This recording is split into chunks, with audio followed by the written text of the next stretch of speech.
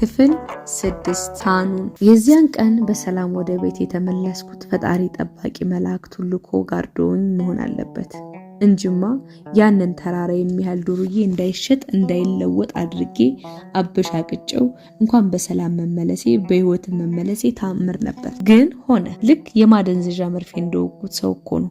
እንኳን እኔ በዚያ ጋንጋን በሚሸት ትንፋሹ እፍ ቢለኝ ሱሉልታ የምገኝ ላንጌሳ ቀርቶ መሳሪያ ለታጠቀ ፖሊስም የማይመለስ ጉድ ነው። የዛሬ ዓመት የፍርድ ቤት መጥሪያ ሊሰጠው የሄደውን ፖሊስ አይደለም እንዴ ጆሮ ግንዱን በጥፊ አንድዶት ከነመሳሪያው ካፈር የቀላቀለው።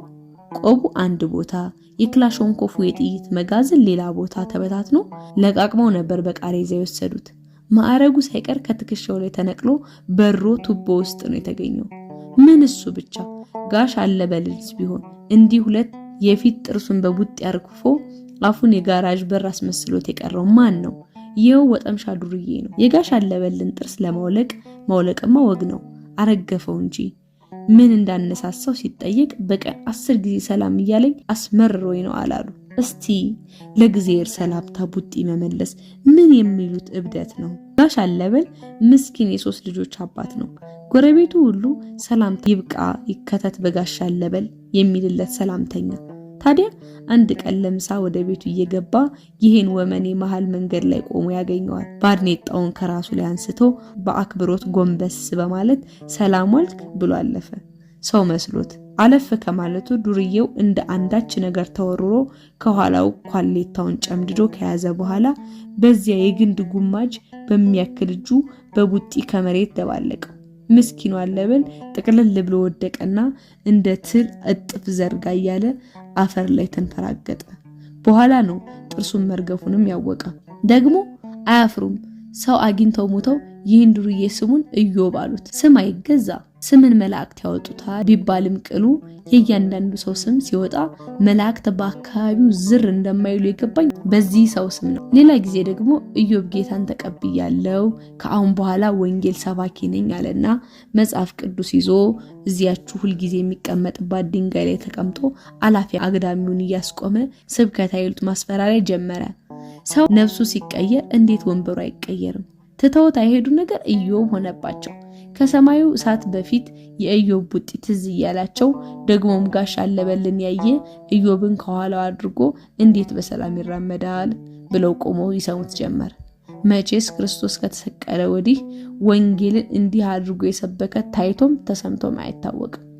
ድንገት አንዱ መንገደኛ ፊት መንገዱን ዘግቶ እንደ ጅብራ ይገተርና የደፈረሰ አይኑን አፍጥጦ ኢየሱስ ጌታ ነው ሲል ማን ወንዱ የሚቃወም? ጋሽ ሐምዛ እንኳን ሳይቀሩ ለጁማዓ ሶላት ወደ መስጂድ እየተጣደፈ ሲሄዱ መንገድ ላይ ያስቆማቸውና ጋሽ ሐምዛ አላቸው ለበይክ ኢየሱስ ጌታ ነው ቢሏቸው እንግዲህ ካንተ ጋር ስነዛነስ ሶላት ከሚያመልጠኝ ይሁና ኢዮብ ብለው ወደ መስጂዳቸው ወዲያው 1 ወር እንኳን ሳይቆይ ይሄ ወጠምሻ ፓስተር ደብድቦ ታሰረ። ለምን ፓስተሩን ደበደብክ ቢባል ክፉ መንፈስ አለብህ ብሎኝ ነው አለ። ከእስር ሲፈታ መጽሐፍ ቅዱስን ጣጥሎ ወደ መጠጥ ቤት ተመለሰ። እንዳገረሸ ዱርዬነት አደገኛ ነገር የለም ባሰበት። አምደ ሚካኤል የሚባለው የሰንበት ትምህርት ቤት ኃላፊ ሳይቀር ከዚህ ሲያንኑ የመናፍቅ ስብከት ቢሰብከን ይሻል ነበር እስኪል ድረስ ያው ሲጠግብና ሲሰክር አላፊ አግዳሚውን እየደበደበ እጁ ላይ ሳንቲም ሲያጣ እየነጠቀ ቦዝኖና ተመችቶት ይኖራል። ይህን ጉድ ነው እንግዲህ እንዳይሞት እንዳይሽር አድርጌ በስድብ አጥረግርጌው በሰላም ወደ ቤት የተመለስኩት። ያውም እቤቱ ሂጄ እፈልጋለሁ ናውጣ ብዬ። ምን አገናኛችሁ የሚል አይጠፋም መቼስ ጎዶሎ ቀነዋ። ኢዮብ የባለቤቴ ታላቅ ወንድም ነው። የመጀመሪያ ልጃችንን የወለድን ጊዜ እንደወጉ ቁርጥ አባቱን ከሚለው አራስ ጠያቂው ይልቅ ኢዮብ አጎት ሆነ ባዩ ይበዛ ነበር። ሰው የመናገር ነፃነትን የሚነፈገው አምባገነን መንግስት ብቻ ይመስለዋል። በየመንደሩ ስንት ጥቃቅን አፋኝ አለ። አንድ ቀን ታዲያ ይሄ አጼ በጉልበቱ የማይታለፍ መስመር አለፈ።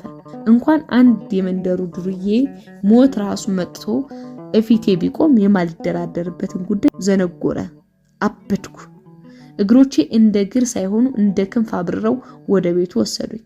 ያውም ከስራ እንደወጣው ሙሉ ልብሴን ከነካራባቴ ግጥም አድርጌ ለብሼ ሰው ሀገሩ ሲነካበት አሮጌ ጠመንጃ አንስቶ ከሰማይ ከምድር ከገዘፈ ጠላት ጋር የሚፋለመው ከጀግንነት ይልቅ በፍቅር ተገፍቶ መሆኑን ያወቅኩት በዚያሽ ቀን ነው። ኢዮብን እየተንጠራራሁ አንባረኩበት። ማንኝ ነው የምትለው አልኩት። መንደር ለመንደር እየዞርክ ማንንም ስላስፈራራ የምፈራ መሰለ ወይ አልኩት። ወይኔ ወይ አንተ ወይ እኔ ወይ አንተን ሞታለን እንጂ ፍርሃት የሚባል ነገር የለም አልኩት። ኢዮብ ቢጨንቀው ቡጢውንም ጡቻውንም ረስቶ የተወውን ሃይማኖተኝነት አስታወሰና አረ ጌታ ይገስጽህ አለኝ። በህይወቱ ለመጀመሪያ ጊዜ አንድ እርምጃ ወደ ኋላ ፈገፈገ። እኔም በህይወቴ ለመጀመሪያ ጊዜ ለጠብና ለድብድብ አንድ እርምጃ ወደፊት ተራመድኩ። ከዚህ ሁሉ ጩኸቴ በኋላ ግን የምለውም የምናገረው አልቆብኝ በእልህ እየተንቀጠቀጥኩ ማለት የቻልኩት ምን አደረገቻችሁ ብቻ ነበር። ከ2 ዓመት በፊት መደረግ የማይገባውን ነገር አደረኩ። ጉዳዩን የሰማ ሰው ሁሉ ተሳስተሃል ይለኛል። መሳሳቴንማ ገና ድሮ ነው ያወቅኩት። ምክር ፈልጌ ሲሄድ ፍርድ አሸክመውኝ መለሳለሁ። ከመምከር ይልቅ መፍረድ ቀላል ሳይሆን አይቀርም። ሀገር ምድሩ እኔ ላይ ለመፍረድ የተሰየመ ችሎት እስኪመስለኝ እስትንፋስ ያለው ሁሉ እኔ ላይ ፈረደ። እግዚአብሔር የፈጠረው ሳር ቅጠል ሁሉ ጠበቃና ዳኛ ሆነ። ነገሩ የጀመረው ከቤቴ ነው። ሚስቴ ሄራን ገና ከጅምሩ እኔ ላይ ፈረደች። ምን ታድርግ እውነት አላት ብዬ ዝም አልኩ። ቤተሰቦቼ እኔ ላይ ፈረዱ። ያው መቼስ ለልጅ ለሚወረወር ድንጋይ የወላጅ ልብ መውገሩ አይቀርምና የወላጅ ፍቅራቸው ነው ያበሳጫቸው ብዬ ቻልኩ። እንዲያውም አባቴ ቁጣው ገንፍሎ እንዲህ አለኝ፣ ስማ ይሄን ነገር ወዲያ እልባት አበጅተህ ካላረፍክ እደጂ እንዳትረግጥ፣ አባቴ ብለህ እንዳትጠራኝ። አልበዛም እንዴ? ከዛሬ ነገ ልጅነት ሲያልፍ ልብ ትገዛለህ ብለን ዝም አልን። አንተ ጭራሽ እሰይ የተባልክ ይመስል አድሮ ቃሪያ ከርሞ ጥጃ ትሆናለህ። በዘራችን የሌለ መልከስከስ ከየት አመጣኸው? ሌላው ይቅር፣ በስራ ቦታ ያለህበት ደረጃ ቀላል ነው እንዴ? እንዴት ለራስ አክብሮት አይኖርም? በቃ ውስጤ በአባቴ ተቀየመ። ከወላጆቼ ቤት ቀረው። ጓደኞቼ እኔ ላይ ፈረዱ። ሲጀመር ተው ብሎ ሲመክሩኝ አልሰማኋቸውምና ፍርድና ግሳጼያቸውን የሚገፋ ወኔ አልነበረኝም። እንዲያውም የቅርብ የምላቸው ጓደኞቼ ቀስ እያሉ ከኔ ራቁ። የሚስቴ ስሞት አሰልችቷቸው መሆን አለበት። ጉዳዩን የሰሙት ሁሉ እኔ ላይ ፈረዱ። ገና የሚሰሙትም ሁሉ እኔ ላይ ይፈርዳሉ። አውቃለሁ። እኔ ራሴ በየቀኑ በየሰዓቱ ከምተነፍሰው አየር እኩል ጸጸት ከቦኝ እውላለሁ አድራለሁ። አዎ እኔ ራሴን ወቅሳለሁ። በዚህ ሁሉ ወቃሽ ስዋከብ ያልወቀሰችኝ እንደውም የምታጽናናኝ አንዲት ሴት ብቻ ነበረች፣ ሃኑን ማለት ምን ማለት ነው አልኳት። የተዋወቅን ሰሞን በሁለት ቋንቋ 2 ትርጉም ያለው ስም ነው ይላሉ ብላ አብራራችልኝ። በሶማሊኛና በአረብኛ ደግሞ የሚገርም የትርጉም መራራቅ ሲላላ ህመም፣ ጠበቅ ተደርጎ ሲነበብ ጣፋጭ ማለት ነው አሉ። እኔ ከራሴ ውጣ ውረድ ተነስቼ ሁለቱንም ትርጉም አቀላቀልኩት። ጣፋጭ ህመም። ሃኑን ጣፋጭ ህመሜ ነበረች። ልክ ሐኪም በእጅ እንዳትነካኩ ያለንን ቡገር በእጅ መንካት እያመመ ደስ እንደሚለን አይነት የሆነ ቀን ከቡግሩ ውጭ ሌላ ሰውነት የሌለ እስኪመስለን ድረስ እጃችን 10 ጊዜ ወደዚያው እንደሚሮጠው አይነት የነፍስ እጆቼ ወደ ሃኑን እንደተንጠራሩ ነበር። የበደልኳት እሷን ነው፣ እሷን ብቻ። አንድም ቀን በደሌን አንስታ ወቅሳኝ የማታውቀውም እሷ ብቻ ናት። እንደው በሰራውት ስራ ልክ ይወገርም ይሰቀልም ተብሎ ቢፈረድብኝ አንደኛ መወገሪያ ድንጋይ አንስታ ከወጋሪው ሰልፍ ፊት መገኘት የነበረባት እሷ አልነበረችም እንዴ? የመስቀያ ገመዴን ሸምቅቆ አንገቴ ላይ ማጥለቅ የሷ ሐቅ አልነበረም እንዴ? ግን ባየችኝ ቁጥር ትልልቅ አይኖቿ ሰማይ ከፍቶ ብቅ እንዳለ መልአክ በክብርና በጉጉት እያዩኝ ንጹህና ደግ ፈገግታ ከፊቷ ሳይነጥፍ የምትቀበለኝ እሷ ነበረች፣ እሷ ብቻ። ይህ ቻይነቷ ህመሟ አይጣል ነው። ሳስባት ያመኛል፣ በአካል ሳገኛትም ያመኛል። ከዚህ ህመም የምፈወስበት አንዳች መድኃኒት ባገኝ ህይወቴን እከፍላለሁ።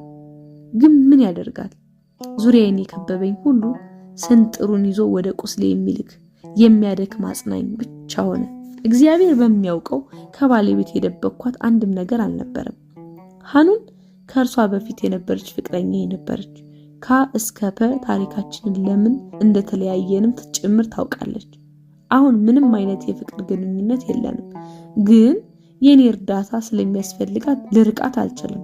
መደገፍ ስላለብኝ እደገፋታለሁ። ድጋፌ ብር ያውልሽ እያሉ መወርወር ብቻ አይደለም፣ እንደ ሰው ከጎኗ መቆም እንጂ። ይህንንም ባለቤቴ ጠንቅቃ ታውቃለች። ቅንነት ከጎደለው ዕውቀት አለማወቅ ይሻላል። ይህን የነገርኳት መጀመሪያውኑ ገና ሳንጋባ በፊት ነበር። የመለሰችልኝ መልስ እስካሁን ጆሮዬ ላይ ያቃጭላል። ምን ነካ? ይህ እኮ ምንም ማለት አይደለም። ማንኛችም ችግር ሊገጥመን ይችላል። ደግሞ አምናሃለሁ፣ አትጨነቅ። እንዲያውም እድሉን ከሰጠኝ እኔም ልረዳት እችላለሁ። ቃል በቃል እንዲህ ነበር ያለችኝ። ንግግሯ ከሴቶች ሁሉ ከፍ ያለች አስተዋይና ደግ አድርጌ እንድመለከታት አድርጎኛል። ከተጋባም በኋላ ግን ነገሮች በሚያስደነግጥ ፍጥነት ተቀያየሩ። ስለ ሐኑን ከኔና ከሄራን ቤተሰቦች አልፎ ጓደኞቼ ሁሉ ሰሙ። ሰላም የሚባል ነገር ከቤታችን ውስጥ ጠፋ። በተለይ ከወለደች በኋላ አንድ ቀን ሐኑንን ሰላም ብያት ልምጣ፣ በዚያውም የቤት ኪራዩን ብር ላቃብላት ብዬ ለመሄድ ስነሳ ፍቅር አለችኝ። ስትጠራኝ እንዲህ ነው ወይ ያልኩ። ያው የተለመደውን ተጠንቅቀህ ንዳ እና እንዳታመሽ ምክር ነበር የጠበቅኩት። እስኪ መቼ ነው ይችል ልጅ የምንረዳው? ምንድነው መጨረሻው? አትማርም፣ አትሰራም። እሺ ይሁን፣ መርዳት ካለብህ እርዳት። ለምን የሚያስፈልጋትን ነገር አትልክላትም? በአካል መገናኘቱ ለምን አስፈለገ አለች።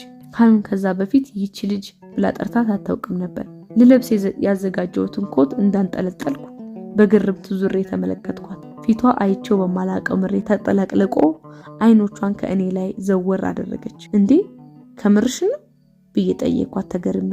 ከምርሽ ነው ማለት ምን ማለት ነው? የግድ አፍ አውጥቼ መናገር ነበረብኝ? እንደ ሌሎች ሚስቶች መጨቃጨቅ ነበረብኝ? እንደዚያ ማለቴ ሳይሆን እና ምን ማለት ነው? ከምርሽ ነው ወይስ ማለት ልክ ተአምር ነገር እንደተናገሩ የምትገረመው ለምንድን ነው? ከዚህ በኋላ ባታገኛት ደስ ይለኛል። በቃ ሁሉም ነገር ልክ አለው። ስራ መስራት ካለባት ትስራ፣ ማግባትም ካለባት አንዱን ታግባ። ንግግሯ ምሬት የተቀላቀለበት ከጥያቄ ይልቅ ወደ ትዕዛዝ ያዘነበለ ነበር። ያነሳሁትን ኮት ሶፋው መደገፊያ ላይ ጣል አድርጌ ከተቀመጠችበት ሶፋ ፊት ለፊት ያለ ክብ የመስታወት ጠረጴዛ ጫፍ ላይ ፊት ለፊቷ ተቀመጥኩ። ጉልበታችን ሲነካካ እግሯን ወደ ኋላ ሰብሰብ አደረገች። በውስጤ በእርግዝናና በወሊድ ወቅት የሴቶች ሆርሞን መጠነኛ የባህሪ ለውጥ እንደሚያስከትል ያነበብኩት እያሰብኩ ላረጋጋት ሐሳብ ታሰባስብ ልክ ያሰብኩትን ቀድማ ያወቀች ይመስል አወቀችው እንጂ ምን እንደምታስብ ይገባኛል። ሆርሞን ምናምን ብለህ ልታጽናናኝ እንዳትሞክር። በዚህ ጉዳይ ላይ እዚያው ስለ ወንድነት ሆርሞን አስብ። በየትኛውም ሎጂክ ቢሆን እያደረግከው ያለው ነገር ልክ አይደለም። በቃ ቤተሰብ ቀልድ አይደለም፣ ትዳር ነው ይሄ። ግራ ገባኝ። ሐኑን በራሷ በባለቤቴ ጥሪ በሰርጋችን ዕለት አብራኝ ነበረች። ቤታችን ውስጥ ዝግጅት ሲኖር ባለቤቴ እየጠራቻት ስትመጣና በደስታዋም በሐዘኗም አብራን ስታሳልፍ ቆይታለች። በእርግጥ ሐኑን ከባለቤቴ ጋር ባትገናኝ ደስ ይለኝ ነበር። ምክንያቱም ለሳር ለቅጠሉ ትሁትና የሚመች ጸባይ ያላት ባለቤቴ ሄራን ሐኑን ላይ ሲሆን ትንሽ የሚጫን ባህሪ ያላት፣ ለኔ ብቻ የሚገባ ሲበዛ ውስብስብ የሆነ ባህሪ ነው። ግን አንዴ ከተዋወቁ በኋላ ባለቤቴ ራሷ እየደወለች በአካልም እያገኘቻት ልክ እንደ ጓደኛ ስትቀራረቡ ምንም ማድረግ አልቻልኩ። ብናገርም ሌላ ጥርጣሬ መፍጠር ነው ብዬ ዝም አልኩ። ቢሆንም ግን የባለቤቴና የሐኑን ጓደኝነት መቼም ቢሆን ተወጦልኝ አያውቅም። እሳትና ጭድ። ቆይ እስከ ዛሬ አምነሽበት የተቀበልሽው ነገር ዛሬ አምነሽበት? ምኑን ነው የማምንበት? እንዴት ነው የምታስበው? በዚህ በሰለጠነ ክፍለ ዘመን ባሌ እንደ ድሮ ሰው በትዳሩ ላይ ቅምጥ ማስቀመጡን የማምንበት? በቃ ከዚህ በኋላ ይሄ ነገር መቀጠል የለበትም። የባንክ አካውንት ከፍተህም ቢሆን የምትፈልገውን ብር አስገባላት፣ እያወጣሽ ትጠቀም። ጤነኛ ናት። እየሄድክ በማንኪያ አታጉርሳትም። እንደውም እንደ ሴቶች ሄዳ ትስራ። አረብ ሀገር የሚልኩ ሰዎች ጋር ላገናኛት እችላለሁ። ከዚህ በኋላ በምንም መንገድ ከሷ ጋር እንድትገናኝ አልፈልግም። ሁሉም ነገር ልክ አለው። በቃ ጩኸቷና ቃላባይነቷ ግልፍ አደረገኝ። እናም ኮስተር ብዬ ሶሪ አልችልም አልኳት። ምን ማለት ነው አልችልም? ይህ እኮ ጥያቄ ወይም አስተያየት አይደለም። ህጋዊ ባለቤትህ ነኝ። ሳንጋባ በፊት ስለነበረው ነገር አይመለከተኝም። ከተጋባም በኋላ ግን አያገባሽም እያልክ ብቻህን መወሰን ምን የሚል ትፈልጥ ነው? የበፊት ፍቅረኛን አዲስ አበባ ድረስ አምጥተህ ቤት ተከራይተህ ማኖርን እሺ ይሁን ብዬ ተቀበልኩ። በየወሩ ገንዘብ ተቆራጭ ማድረግህንም ይሁን ብዬ ፈቀድኩ። ይህን ሁሉ የተቀበልኩት መብት ስለነበርኩ አይደለም። ክራስ እንዲመጣ ስለፈለኩ እንጂ ጭራሽ በየጊዜው እቤቷ እየሄድ መዋልና ማምሸትን አቁም ስላልኩ አፈን ሞልታ አልችልም ትለኛለህ እንዴ? እኔም ብትንቅ እንኳን ለልጅ ስትል ትዳርን አታከብርም ብላ ቤቱ እስኪናወጥ ጮኸች። ገና የ2 ወር ልጅ ምን ነው ተወልዶ ሰበብ ባደረኩት ብላ በጉጉት የጠበቀችው ነው የሚመስለው። ልጅ ስትል አቅፋ ጡት የምታጠባው ልጅ ስለናጠችው መጥባቱን አቁሞ ጭር ብሎ አለቀሰ። ለማጥባት ሳይሆን አፉን ለማዘጋት በሚመስል ሁኔታ የጡቷን ጫፍ አፍ ውስጥ በእልህ ወተፈችበት። ሊያለቅስ ወደ ውስጥ ያሰበውን አየር እንኳን ሳያወጣው አጉረምርሞ ዝም አለ። አፍና የገደለችው ነበር የሚመስለኝ። ማመን አልቻልኩም። ይህን የተናገረችው ባለቤቴ ሄራን ናት ብዬ መቀበል ተሳነኝ። ዝም ብዬ አየኋት። ዙሪያዋን የተዘረከረከውን ማቀፊያ ልብስ ጡጦና ምናምን ሁሉ በቁጣ በታት ነው ልጃችንን አቅፋ እያለቀሰች ወደ መኝታ ቤት ገባችና የቤቱ መሰረት እስኪነቃነቅ በሩን በእግሯ ወደ ኋላ ወረውራ ዘጋችሁ። ጓ ሳሎን መሃል ተገትሬ ቤቱን ቃኘሁት። ችግር ሸተተኝ። አደጋ ቤታችን ከግድግዳ ሳይሆን ከ4 ቋሚ ችግር የተሰራ የመንበርቅ ጣሪያ ከላይ የተደፋበት መሰለኝ። የዘራሁት ኃጢአት መቆጥቆጥ እንደጀመረ ገባኝ። ለመሆኑ ሃኑን ብር በባንክ ብልክላትና ሁለተኛ አልመጣም ብላት አልላትም እንጂ ምን ይሰማት ይሆን?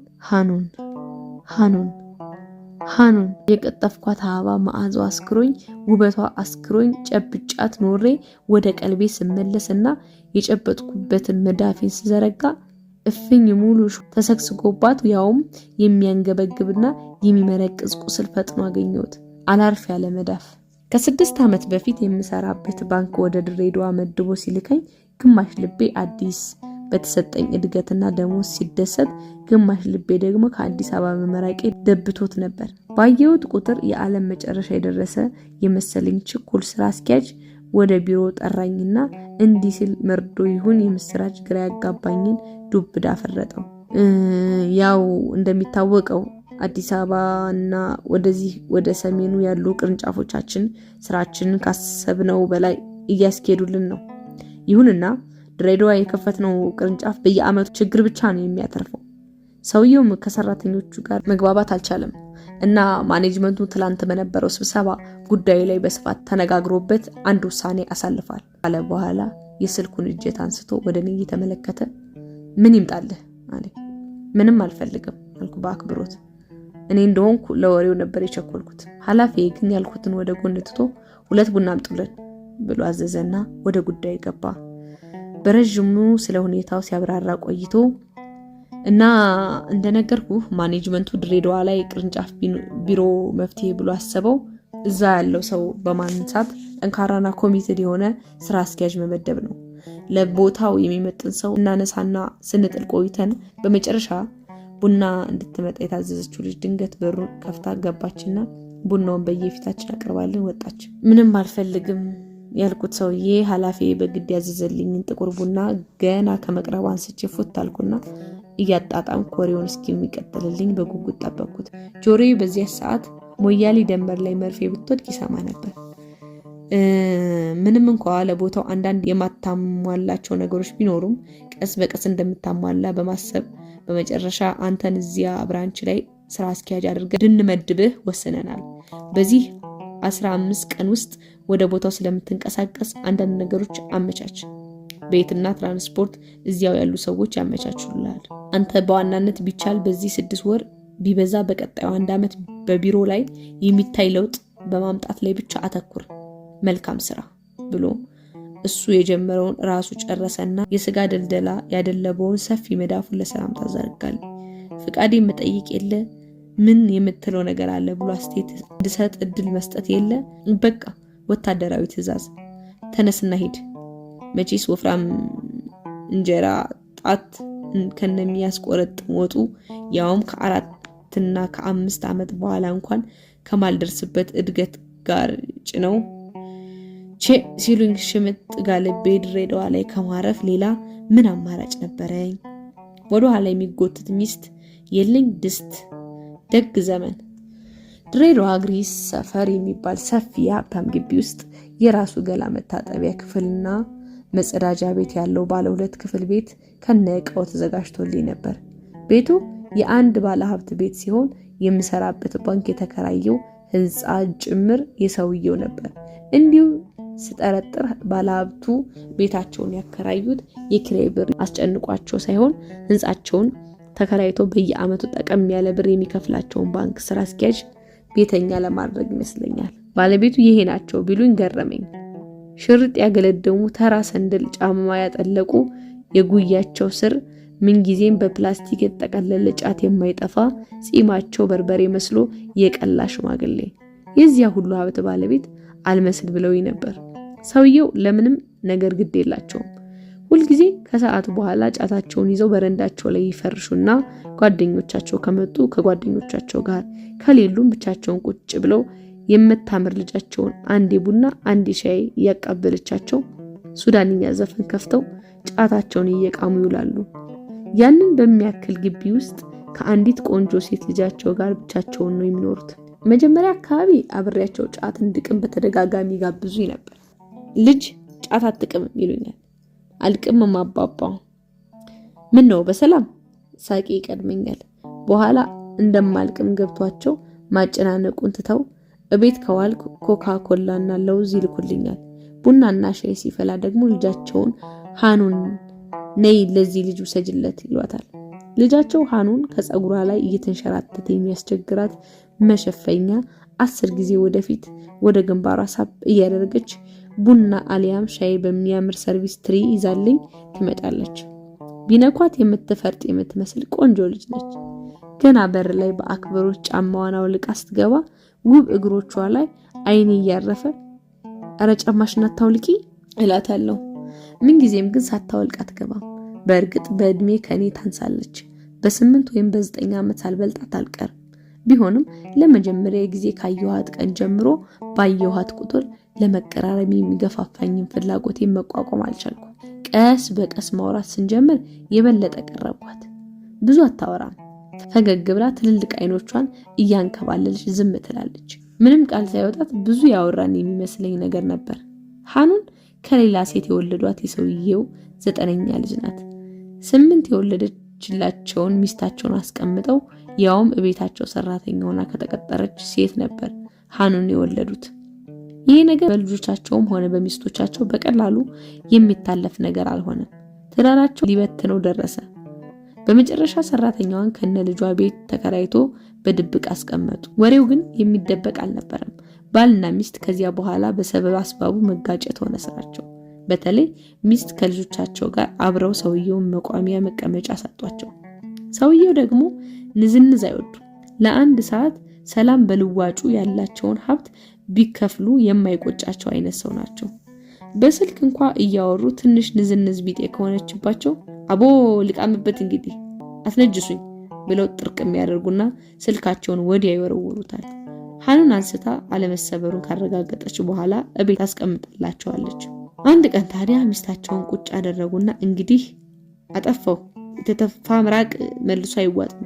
አንቺም ጧት ማታ እያነሳሽኝ በየሰበቡ ከምትነዘንጂኝ ከልጆችም ጋር ክፉ ደግ ከምንነጋገር የወደድሽውን ንብረት ያዥና ከልጆችሽ ጋር ኑሪ፣ በቃኝ ፈትቼሻለሁ ብለው ቤቱን ለሚስታቸውና ልጆቻቸው ተተወጡ። ከቤት ሲወጡ የያዙት ነገር ቢኖር የጀመሯት በፕላስቲክ የተጠቀለለች ጫት ብቻ ነበር። በሽማግሌ ወደ ቤታቸው እንዲመለሱ ቢለምኑ ቢደረጉ እምቢ አሉ። ብዙም አልቆዩም። ሃኑን እናት ጋር ጠቅልለው ገቡ። የልጆቻቸው እናት ይህን ሲሰሙ ድሮም ጤና አልነበራቸውም። ውሎና አዳራቸው ሆስፒታል ሆነ። በመጨረሻም እንድቹ እንደተብሰለሰሉ አረፉ። ልጆቻቸው የእናታቸው ገዳይ የሃኑን እናት እንደሆነች ነው የሚያምኑት። ጦሱ ምንም ለማታውቀው ሃኑንም ተርፎ ልክ የሌለው ኃይለኛ ጥላቻ ነበር ያለባቸው። ለአይናቸው ሊያዋት አይፈልጉም። ቃል በቃል የገረድ ልጅ እናታችንን ያስገደለች ይሏታል። የእርሷም እናት እኔ እዚያ ቤት ከመግባቴ ከ5 ዓመት በፊት ነበር የሞተችው። ለዚያም ይሆናል ሁልጊዜም በቆንጆ ፊቷ ላይ እንደ ስስ ደመና የሐዘን ስሜት የሚያንዣብብ የሚመስለኝ። 10ኛ ክፍል ላይ የትምህርት ነገር በቃኝ ብላ ቤት ውስጥ ነበር የምትውለው። አባቷም ከቤት እንድትወጣ አይፈልጉም። አላህ እንዲህ ያለ ልክ አሳምሮ አልቆብኝ በገባች በወጣች ቁጥር ይሄ ባለጌ ወንድ ሁሉ እየተከተለ አስቸገራት። አቦ ከዚህ ሁሉ ብተውስ ብዬ ይኸው እቤት ነው ውሎዋ። አላህ ደጉን ኢማን ያለውን ሰው እስኪወፍቃት ምክንያታቸው ይሄ ብቻ አልነበረም። የራሳቸው ልጆች አንድ ነገር ያስደርጓታል ብለው ይፈራሉ። እኔም በኋላ ሳውቃቸው ልጆቹ አያደርጉም የሚባሉ አይነት አልነበሩም። ሃኑን ቀስ በቀስ ተላመድን። እንዲያውም ቡና ከማመላለስ ባለፈ አንዳንዴ አባቷ ሳይኖሩ እኔ ቤት ትመጣና ስንጫወት ቆይተን ትሄዳለች። ረጋ ያለ አነጋገሯ አንዳች ጊዜን የማቆም ኃይል ያለው ይመስለኛል። በተፈጥሮዬ ተኝቼ እንኳን ሐሳቤ የማያርፍ እዚያና እዚህ የምዛብር ሰው ነኝ። ፊልም እንኳን ከፍቼ አንድ ቀን መጨረሻውን አይቼው አላውቅም። የሚያንቀዠቅዠኝ ነገር አለ። ሃኑን ጋር ስሆን ግን አንዳች የመረጋጋት ስሜት ይሰፍንብኛል። ትልቅ እረፍት ውስጥ ነፍሴ ትዋኛለች። ይህንንም ፍቅር ነው ብዬ ነበር። እሷን ብትሆን እንደወደደችኝ ገብቶኝ ነበር። በእፍረቷ አንዳንዴ ደግሞ እያመለጣት በምትናገረው ቃላት ስንቆይ አንዱን የቤቴን ቁልፍ ወስዳ በሌለሁበት ቤቴን አዘጋጅታልኝ ትሄዳለች። ሁልጊዜ አልጋዬ የሚያሰክር ሽቶ ተረጭቶበት ሳገኘው ነፍሴ ሐሴት ታደርጋለች። በድሬዳዋ ቆይታዬ ሐሳቤ ሁሉ ከሁለት ነገሮች አይዘልም፣ ሃኑንና ስራዬ። ክፉኛ እየወደድኳት ነበር። ከስራ ስወጣ ወደ ገነት የሚሄድ እስኪመስለኝ ድረስ ልቤ በደስታ ትዘላለች። ቁልቁለት ላይ እንደሚሮጥ ሰው ራሴን ልቆጣጠርና ልቆም ስታገል ግን ግፊቱ ሲያንደረድረኝ ይሰማኛል። አንድ ቀን ልነግራት ወሰንኩ፣ ግን በብዙ ሐሳቦች ዙሪያውን ተወጥሬ ቃል መተንፈስ አቃተኝ። በሁለት ምክንያቶች እንደምወዳት ለመናገር ፈራሁ። አባቷ እንደ ልጃቸው ስለቀረቡኝ ድንገት ይሄ ጉዳይ ጆሮአቸው ቢገባና አዲስ አበባ ላሉት አለቆች የላኳችሁትን ጎረምሳ ልጄን እያማገጠ ነው ብለው ቢናገሩ የሚለው ሐሳብ አስጨነቀኝ። ለብዙ ነገር ግዴለሽ ናቸው የሚባሉ ሰዎች በማያወላውል ለስላሳ ማንነት እንደ ተራራ ረጋ ብለው ቢቀመጡም ድንገት እንደ እሳተ ገሞራ በውስጣቸው ያለው እሳት ወጥቶ አካባቢያቸውን የሚያቃጥልበት ሽንቁርም አይጠፋቸውም። እኒህም ሰው ለሀብታቸውም ሆነ በዙሪያቸው ላለው ነገር ግዴለሽ ይመስላሉ። ማለት ለልጃቸው ግዴለሽ ናቸው ማለት አይደለም። አይናቸው ናት ሃኑን ዋጋ የከፈሉባት፣ ብትመነዘር የ8 ልጅ ዋጋ ያላት። ሌላው ጭንቀቴ ሃኑን ራሷ ነበረች። ገና ለፍቅር ሳስባት የሚጨንቀኝ ነገር አለ። አይኖቿን ስመለከት እርጋታዋን ስታዘብ ተረጋግቶ ሰፊ ቦታ ላይ የተኛ ንጹህ የሐይቅ ውሃ ትመስለኛለች። ወደ ህይወቷ በፍቅር ሰበብ ብገባ የምትደፈርሰው የምትናወጥ ይመስለኛል። ተፈጥሮን የምረብሽ የማዛባ አይነት። ራሴን አላምነውም። አንዳንዴ ውሳኔ ድንገተኛና ራሴንም የሚያስደነግጥ ነው። ይሄ ድንገተኛና ደፋር ውሳኔ ከእድል ጋር ተደምሮ በህይወት ውስጥ ብዙ ቢጠቅመኝም ሁልጊዜ ፋሲካ የለም ይለኛል ውስጤ። ይህ ፍቅር የመሰለኝ ስሜት ውሎ አድሮ ተራ ፍላጎት ሆኖ ቢገኝ ስላለሁ ለራሴ ስልቹ ነኝ። ተንሰፍስፌ የገዛሁት ልብስ ሳምንት ሳይሞላኝ ሲሰለቸኝ ገና ተማሪ እያለሁ የወደድኳቸው በፍቅራቸው የሚይዝ የምጨብጠውን አጣው ያልኩላቸው ሴቶች በቀረብኳቸው የወራት እድሜ አይናቸውን ማየት ሲያስጠላኝ ራሴን ታዝቤዋለሁ። ምርጫዬን አላምነውም። ብቻዬን በወድቅ ምድነሳ የራሴ ጉዳይ ነው። ሃኑን ይህችን ንጹህ ነፍስ ምንም የማታውቅ የዋህ ልጅ ይዣት የህይወት ማዕበል ውስጥ መግባት ፈራለሁ፣ ግን አልቻልኩም። ማዕበሉ ራሱ ወደ እሷ ገፋኝ። አንድ ቀን ታዲያ ሃኑን እቤት የመጣችና እያወራን ድንገት አመልጦኝ መሆን አለበት። ሃኑን ላገባሽ ፈልጋለሁ አልኳት። እወድሻለሁ አላልኳትም። አፈቅርሻለሁም አይደለም ያልኳት፣ ላገባሽ ፈልጋለሁ። አንድም ነገር ሳትናገር ጸጉሯ ላይ ጣል ያደረገችውን ክንብንቧን ጫፍ ላይ የተንጠለጠሉ ክሮችን እያፍተለተለች ቆየች። ጫፎቻቸው እንደ ቲማቲም የቀሉ በተዘቀዝቃቸው የሚንጠባጠቡ የደም ጤዛዎች ይመስላሉ። ውብ ጣቶቿ አስቀይማት ይሆን ብዬ ስለፈራ ቀረብ ባልኳትና በሁለት እጆቼ ጉንጮቿን ይዤ ቀና አደረኳት። እንባዋ በንጹህ ቀይ ቆዳዋ ላይ ኮለል ብሎ ፈሰሰ። ቃል አልተነፈሰችም። በለስላሳ እጇ ጉንጯ ላይ ያረፈ እጄን ያዘችኝ። ትኩስና ለስላሳ መዳፏ ልክ እንደ ከንፈር የልቧን ሐሳብ የሚያወራ ይመስል ነበር። ጥብቅ አድርጋ ያዘችኝ። እናም አንድ ነገር ብቻ ተናገረች። እውነትህን ነው? እኔን ታገባኛለህ? አዎ መልሳ ቀረቀረች። እጇ ግን እጄን እንደያዘ ነበር። ይሄ ቃሌ እስካሁንም እንደ እሳት ጅራፍ ራሴን ይገርፈኛል። ወንዳዊ ማንነቴ በደመ ነፍስ የፈጠረው ክፉ ማጭበርበር ነበር። ልማዱ ኑሮኝ አልነበረም። እንዲያው እንዲህና እንዲያ ልበላት ብዬ ቃል ቀምሬም አልነበረም። ከየት እንደመጣ ባላውቀው አእምሮ ያጠቃላይ ሁኔታዎችን በፍጥነት ደምሮና ቀንሶ ሃኑንም ምን እንደምትፈልግ ገብቶት ነበር። አፍቅራ እዚህ መኖር አልነበረም ፍላጎቷ። ከዚህ በጠቆረ ትዝታ ከጠቆረ ግቢ ብን ብላ መውጣት ነበር መሻቷ። ልክ በውሃ በተከበበ ደሴት ላይ ተከባ መውጫ ላጣች ነፍስ ራሴን ከዚህ መውጫ ጀልባ ነኝ ብያቀረብኩላት። ማቄን ጨርቄን ሳትል ጀልባዋ ላይ ወጣች። እጇ ትንሽ የተንቀጠቀጠ መሰለኝ።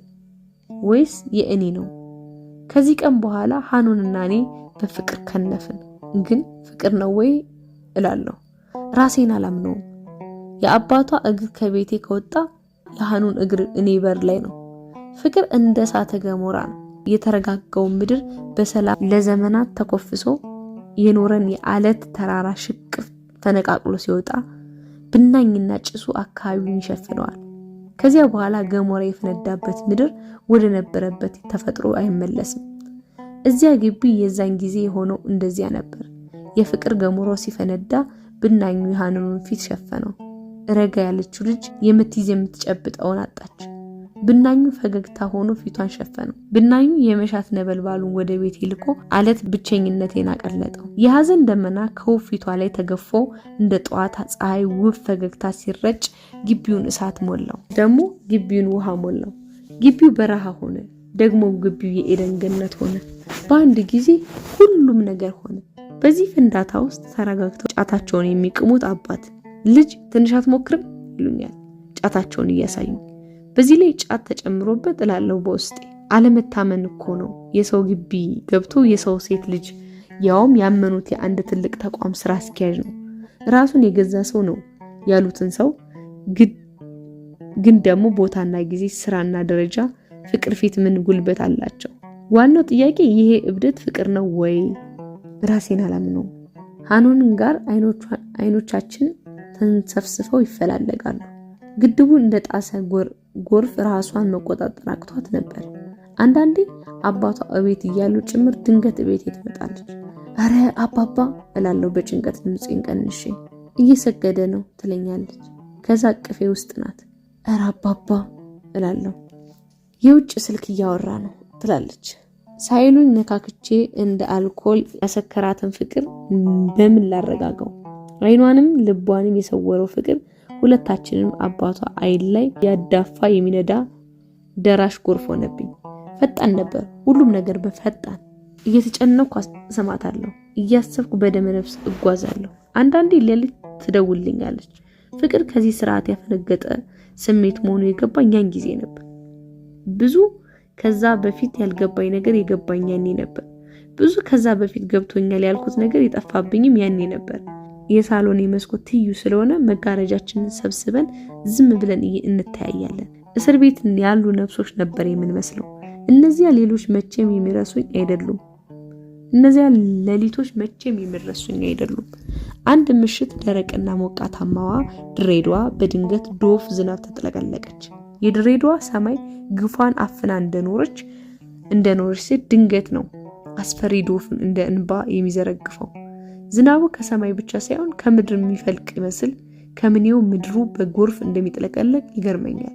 የዚያን ቀን ዝናቡ ሌሊቱ ሙሉ አላቋረጠም። በየመሃሉ ሰማዩን ሰንጥቆ አካባቢውን በብርሃን የሚያጥለቀልቅ የመብረቅ ብልጭታ መስኮቴን መጋረጃ እያለፈ ቤቴን በብርሃን ይሞላዋል። በተደጋጋሚ ወገግ ይላል። ምን እንደገፋኝ እንጃ ተነስቼ የመስኮት መጋረጃን ሰበሰብኩት። ሃኑን ልክ የተቀጣጠልን ይመስል መጋረጃዋን ሰብስባ ውብ ጉርድ ፎቶግራፍ መስላ መስኮቱ ጋር ቆማ ነበር።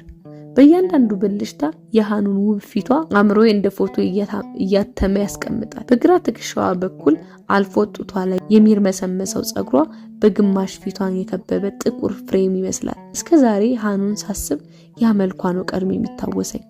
እንደ ቲማቲም የቀሉ ከንፈሮቿ፣ ከመቅላቱ ብዛት በወርቃማ ቆዳ የተለበጠ የሚመስል ደረት ስዕል፣ በየመለኮት መስታወቶቻችን ላይ የሚንኳለለው የዝናብ ውሃ ነፍሳችን አውቆ እርሙን የሚያወጣ የዘመን እንባ ይመስል ነበር።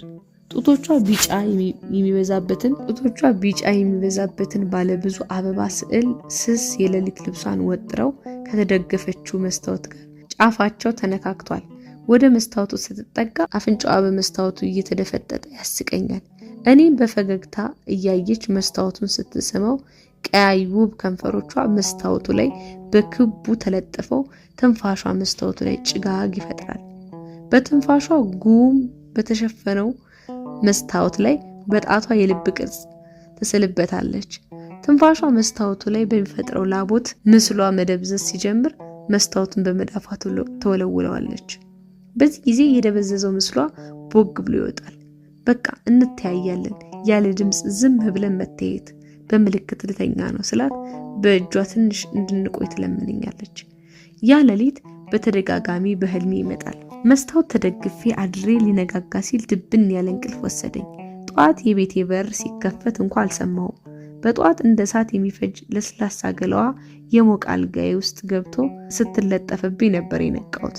በእንቅልፍ በሰከረ አእምሮዬ ላይ በሽቶ ባበደ ጠረኗ የታጀበ ሰውነቷ ሲያቅፈኝ ነገሩ ህልም ይሁን እውነት በወጉ እንኳን ሳይገባኝ የሃኑን የሚንቀጠቀጡ ትኩስና ለስላሳ ከንፈሮቿ ከንፈሬ ላይ አርፈው ነበር። ሰውነቴ ከአእምሮዬ ቀድሞ ነቃ። ረጅም በሰመመን የተሞሉ ደቂቃዎች ሆኑ ሰዓታት ከስሬ ሆና በለስላሳ ቀይ ፊቷ ቆዳ ላይ እንባዋ ኮለል ብሎ ወደ ጆሮዋ ሲወርድና በህመም ስታቃትት ስጋዊ ወንድነቴ ከሚሰማው አብሮነት ይልቅ አንዳች የነፍሴ ክፍል ላይ ነፍሷ ለዘላለም ሲነቀስ ይሰማኝ ነበር። አእምሮዬ በአንድ ጊዜ ሁለት ተቃራኒ ሐሳቦች እያሰበ ነበር። እየተሳሳትኩ ነው እና ልክ ነኝ የሚል ሐሳቦች። እንደዚያ ነበር የማስበው። አእምሮዬ ምንም ያስብ ምን ገና ከጅምሩ ሰውነቴ ለአእምሮዬ መታዘዙን ትቶ ነበር። ብዙ ሰው የሆንኩ እስኪመስለኝ ድረስ ተከፋፍዬ ተሰነጣጥሬ ሁሉም ስንጣሪ ውስጥ ስጋትና ደስታ እኩል ተበትኖ ነበር። የዚያን ቀን አባቷ ከሚያከራዩት ሱቅ አንደኛው ውስጥ ጎርፍ ገባበት ተብሎ በጠዋት የሄዱ ወደ ምሳ ሰዓት ነበር የተመለሱት። ገና የግቢውን በር እግራቸው እንዳለፈ ሃኑን አዘጋጅልኝማ ብለው ገላቸውን ሊታጠቡ ከቤቱ ኋላ ወዳለው መታጠቢያ ቤት ሲገቡ አላስችለኝ ብሎ ወጣሁና ደህና ነሽ አልኳት። እፍረት ባረበበት ፊት ደህና ነኝ አለች። ቀና ብላ አላየችኝም። አባቷ ጫታቸውን አቅርበው በረንዳቸው ላይ ቁጭ እንዳሉ አላስችል ብሎ እንደገና ብቅ አልኩ። ልጅ ስራ ማልሄድክ እንዴ አሉኝ። ስላዩኝ ደስ ብሏቸው ነበር። ዛሬ አልገባውም። ቤት ሆኜ የምጨርሰው ነገር ነበር። እንኳንም ያልሄድክ፣ ሀገር ምድሩ ጎርፍ ሆኗል። ማረፍ ጥሩ ነው። ዱንያ እንዲሁ አትሙላ። ታዲያ ይችን ነገር ትንሽ አልሞክርም አልክ ብለው የያዙትን ጫት እጃቸው ላይ መታ መታ እያደረጉ ጋበዙኝ። የጫት ቅጠሎቹ ጫፋቸው ወደ ቀይ የሚያደላ ቡና አይነት ነበሩ። ልክ እንደ አባባ ጺም። ብዙ ጊዜ እንደማደርገው የበረንዳውን ብረት ተደግፌ ፊታቸው ቆምኩና ስለ ጎርፍ አወራን። በመሃል ሃኑን ወንበር አምጪለት የኔ ነገር አሉ። ቆይ ራስ ያመጣለሁ ብዬ ወደ ቤት ገባሁ። ሃኑን ውሃ በፕላስቲክ ጆክ ይዛ ስትወጣ ልክ እንደማይተዋወቅ ሰው በሩ ላይ ተላለፍን። ስንተላለፍ እስከ ዛሬ ከአእምሮ ያልጠፋው ጠረኗ አውዶኛል። ልብሷ እንደ መንፈስ በስሱ ዳስሶኝ አልፏል። የዛን ቀን ከወትሮ ረዘም ምላለ ሰዓት ከአባቷ ጋር ተቀምጬ ስናወራ ቆየን። በመሃሉ ሃኑንን በጠሯት ቁጥር እሳቀቅ ነበር። ለመጀመሪያ ጊዜ ከወንድ ጋር የተኛች ሴት እንዲህ ቁጭ ብድግ ስትል ምን የተለየ ነገር ይሰማት ይሆን የሚል ምርመራዬን በአይኔ እየተከታተልኩ አባቷ ጋር የቆጡን እናወራለን። የሚበዛው ወሬ ሱቃቸው ውስጥ ስለገባው ጎርፍ ነበር። ሃኑን ማረፍ ባለመቻሏ የሆነ ደስ የማይል ነገር ቢፈጥርብኝም አጠገቧ መሆኔ ግን ምቾት ሰጥቶኝ ነበር። እርሷም ገብቷታል። አባባ ጎን ተቀምጣ ሳወራ ታይኛለች። አስተያየቷ ስጋዬን ዘልቆ ነፍሴ ድረስ የሚሰማ ሐዘን ይለቅብኝ ነበር። አይኖቻችን ሲጋጩ አይኖቿ ማረፊያ ያጣሉ። ከዚያን ቀን ጀምሮ ሃኑን የምታደርገው ነገር ሁሉ ያስደነግጠኝ ነበር። አንድ ቀን ድንገት የሥራ ቦታ የመጣች ደስታም ድንጋጤም ተቀላቀለብኝ። ሰዎች እንዳይሰሙ ድምጿን ቀንሳ ናፈከኝ አለችኝ። እንደው የአባቷ ነገር እያስጨነቀኝ እንጂ እኔም የሚይዝ የሚጨብጠውን ነገር አላውቅም ነበር። እንደ ትኩስ ፍቅር ምን አደገኛ ነገር አለ? ፍቅራችን በጭንቀትና በጥንቃቄ የተሞላ ደስታ ነበር። ልክ የተከሰከሰ ጠርሙስ የተዘራበት ወለል ላይ በባዶ እግር እንደሚራመድ ሰው እጅግ በጥንቃቄ ግን ደግሞ ትንፋሽ የሚያሳጣ አብረው ሆኖ የሚነፋፈቁ አንዳች ነገር። አንዳንዴ ከሃኑን ጋር አንድ ግቢ ውስጥ ከመኖራችንና ብዙውን ጊዜ አብረን ከማሳለፋችን የተነሳ ግንኙነታችን ከፍቅራችን ይልቅ ትዳር የሚመስል ቅርጽ ይይዝ ነበር። ልብሶቼን ላውንደሪ ወስዳ ትሰጥልኛለች። አባባም ቢኖሩ ባይኖሩም ውጭ በልቼ ካልገባው እነሱ ጋር ነበር የምበላው። አንዳንድ ቀን አባባ ነግረናቸው አብረን ወደ ገበያ እንሄዳለን። አባባ ሃኑንን ብቻዋን ከቤት አያስወጣትም። ወይ አብረዋት ይወጣሉ አሊያም አትወጣም። እኔ ግን ስትወጣ ልጅ መንገድ ላይ እንዳትጠፋ እጇን ይዘህ አደራ ከማለት ውጪ ምንም ቅሬታ ፊታቸው ላይ አይታይም ነበር። እንደውም አንዳንዴ አንቺ ልጅ ሰው ጋር እንዳታጋጩ ብለው ለእኔ ያስባሉ። ከግቢው እንደወጣን ሃኑን እጇን ያዛት ተብላል እኮ ትልና ክንዴን ይዛ በሳቅ እየተፍለቀለቀች በጋሪ ተሳፍረን ቀፊራ ወደሚባለው ገበያ እንሄዳለን። ንፋሱ ንብንቧን ሊገፋት ሲታገል ክንዴን ይዛ አንገቴ ስር ትሸጎጣለች። አብረን እስከሆንን ድረስ ጋሪው የትም ቢወስደን ግድ አልነበረንም። ቀፊራ ወርደን ከቴምር እስከ ጭሳጭስ ከዶሮ እስከ ብርቱካን እንገዛለን። የሚበዛውን ጊዜ ግን እንዲሁ በመዞር ነበር የምናሳልፈው። እየተነሳ ፊት ላይ በሚሞጀረው አቧራ ውስጥ በጫጫታውና በግርግሩ ውስጥ በእነዛ ጉሊቶች መሃል ሃኑን ቀይ ሽቲ በቀይ ሻርፕ ለብሳ ብዙ ጊዜ ስትወጣ እንደዛ ነበር የምትለብሰው።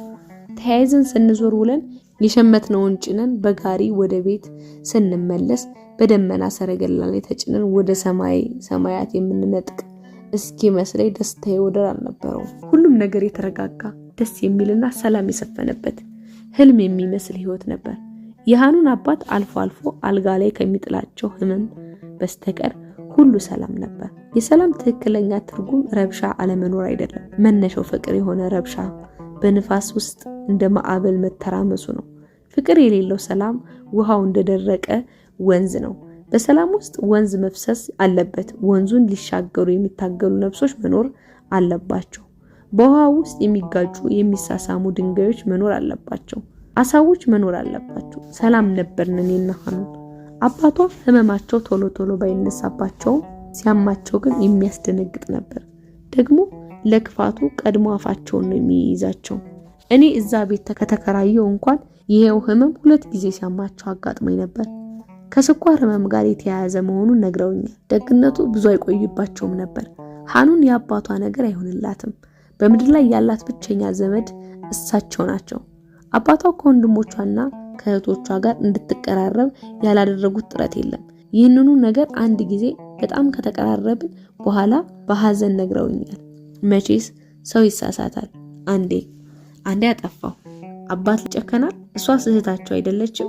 ሀብቱ እንደሆነ እንኳን ለነሱ ለባዳውም ይበቃል። እንዴት እህታቸውን ካለ ዘመድ ያስቀሯታል? እድሜም ገፍቷል። በሽታውም እየበረታብኝ ነው። ድንገት አላህ በቃ ካለኝ ይቺ ልጅ ብቻዋን እንዳትቀር ብዬ እኔ ቁልቁል ወደ ልጆቼ ታረቁኝ ብዬ ሽማግሌ ብልክ አከላፍተው መለሷቸው። መቼስ በእኔ አይጨከንም ብዬ ራሴው ብሄድ የተቀመጥኩበት እየጣሉኝ ወጡ። ልቤ አዘነ፣ ግን አልረገምኳቸው። ስጋ ናቸዋ። አባት ቢያጠፋ ይሄ ተገቢ ነው? ድፍን ድሬዳዋ ይጠየቅ። አንቀባርሬን ያሳደግኳቸው። አሜሪካ ቢሉ አውሮፓ እንሂድ ሲሉ ልኬ ካለወጉ ከድሬዳዋ አሜሪካ ብር እየላኩ ያስተማርኳቸው እኔ ነኝ።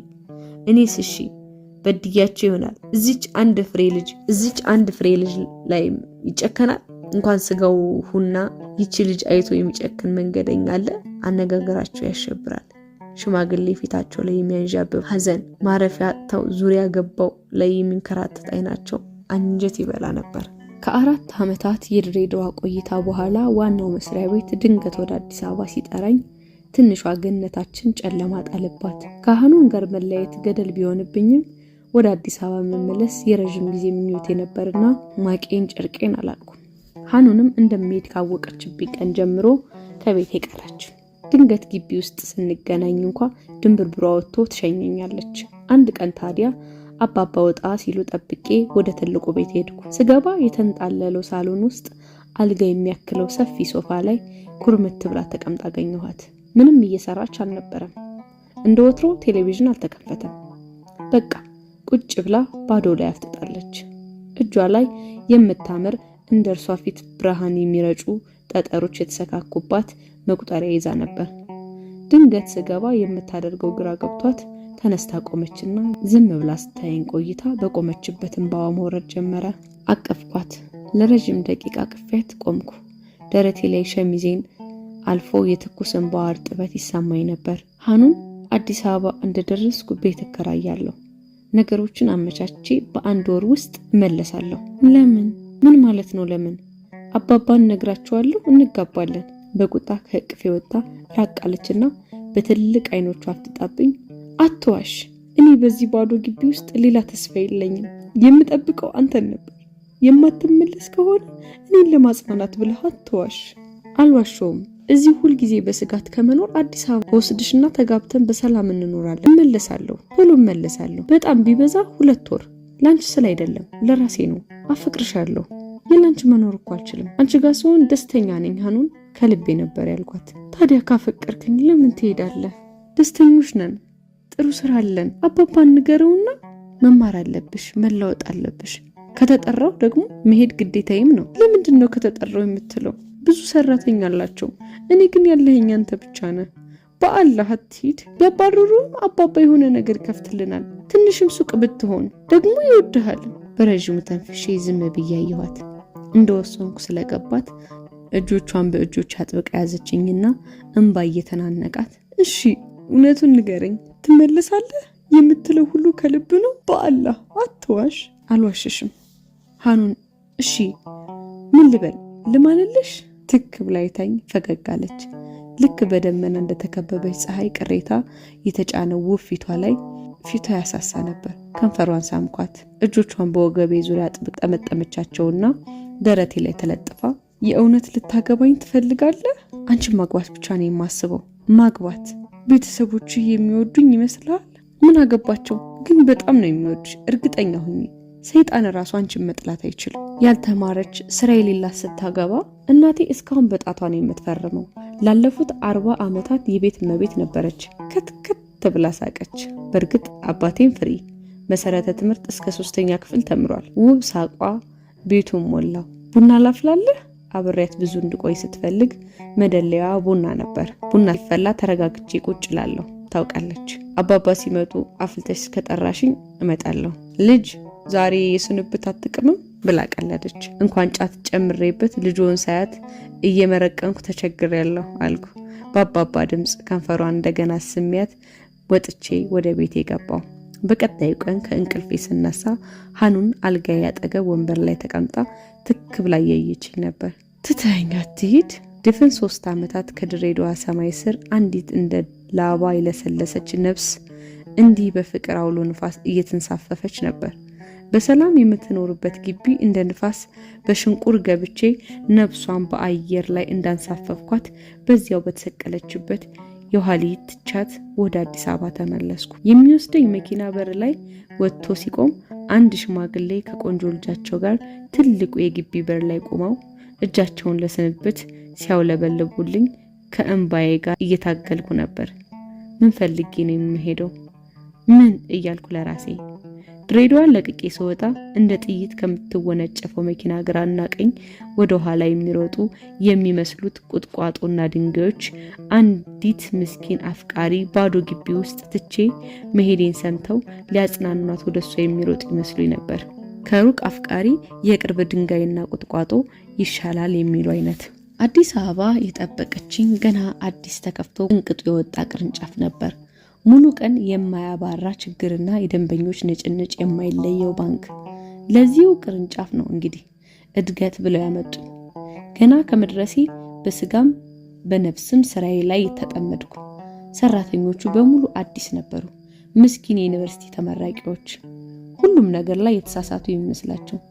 ሁሉም ደንበኛ ብር ሊያወጣና ሊያስገባ ሳይሆን ሊያጭበረብርና ሊዘርፍ የመጣ የሚመስላቸው ስጉ ነፍሳት። አእምሯቸው ቁጥር ስፍር በሌለው ሕግ ማስጠንቀቂያ ተሞልቶ በፍርሃት የተሸበበ። የማይጠይቁኝ ጥያቄ አልነበረም። አንዳንዴማ ከአራባት አስተሳሰር ሁሉ ይጠይቁኝ ነበር። በተደጋጋሚ ዋናው መስሪያ ቤት የሚያግዘኝ ሰው እንዲልኩልኝ ተውትም ለ1 ወር ብቻዬን ፍዳይን አበሉኝ። ሲሳካልህ ለማጨብጨብ ከወደክም ትችታቸው እንደ ሰይፍ ለመምዘዝ ጥጋቸውን ይዘው እንደሚመለከቱ ስራ አስኪያጆች የሚያስጠላ ፍጥረት የለም። የኔዎቹ እንደዛ ነበሩ። ስልክ እየደወሉ በአንተ እንተማመናለን ይሉኛል። አድናቆት እንደ ሙዳ ስጋ እየወረወሩ የቢዝነስ ጥረታቸውን ሲያስጠብቁ ሊያድሩ ይዳዳቸዋል። እያመሸው ከመስራት አልፎ ቅዳሜ ሳይቀር እየገባው ለመስራት ተገድጄ ነበር። በእነዚህ ጊዜያት እንኳንስ ለሃኑን ቃል እንደገባሁት ቤት ልከራይ ቀርቶ ቀልቤን ሰብስቤ ጓደኞቼን እንኳን ማግኘት አልቻልኩም ነበር። መጨረሻ ላይ ሲብስብኝ ወደ ዋና ስራ አስኪያጁ ቢሮ በአካል ሄጄ ከዚህ በኋላ ሰው ካልመደባችሁ ምንም ማድረግ አልችልም አልኩት። በቀጣዩ ሳምንት በወረቀት ተከብቤ ባቀረብኩ በመስታወት የተከለለች በር አልባ ቢሮዬን አልፎ አንዲት ሴት እፊቴ ተገተረች። መጀመሪያ ያየኋት ከጉልበቷ በላይ በቀረ ጉርድ ጥቁር የቢሮ ቀሚስ ምክንያት የተጋለጡትን ጠይምና ውብ እግሮቿን ነበር። ቀና ብዬ ፈገግ ለማለት ሞከርኩ። ፈገግ ብላ በስሜ ጠራችኝ። ግር እያለኝ አቤት ምን ልታዘዝ አልኳት። እየተፍለቀለቀች ራስህ ምን ልታዘዝ? ከሰላም ቢሮዬ አፈናቅለ ያስመጣኝ አንተ ከሆነ ተሳሳቅን። ከዋናው መስሪያ ቤት አዲስ የተላከች ልጅ ነበረች። ቀደም ብዬ አንዲት ሴት እንደምትመጣ ብሰማም እንዲህ ወጣት ትሆናለች ብዬ አልጠበቅኩም ነበር።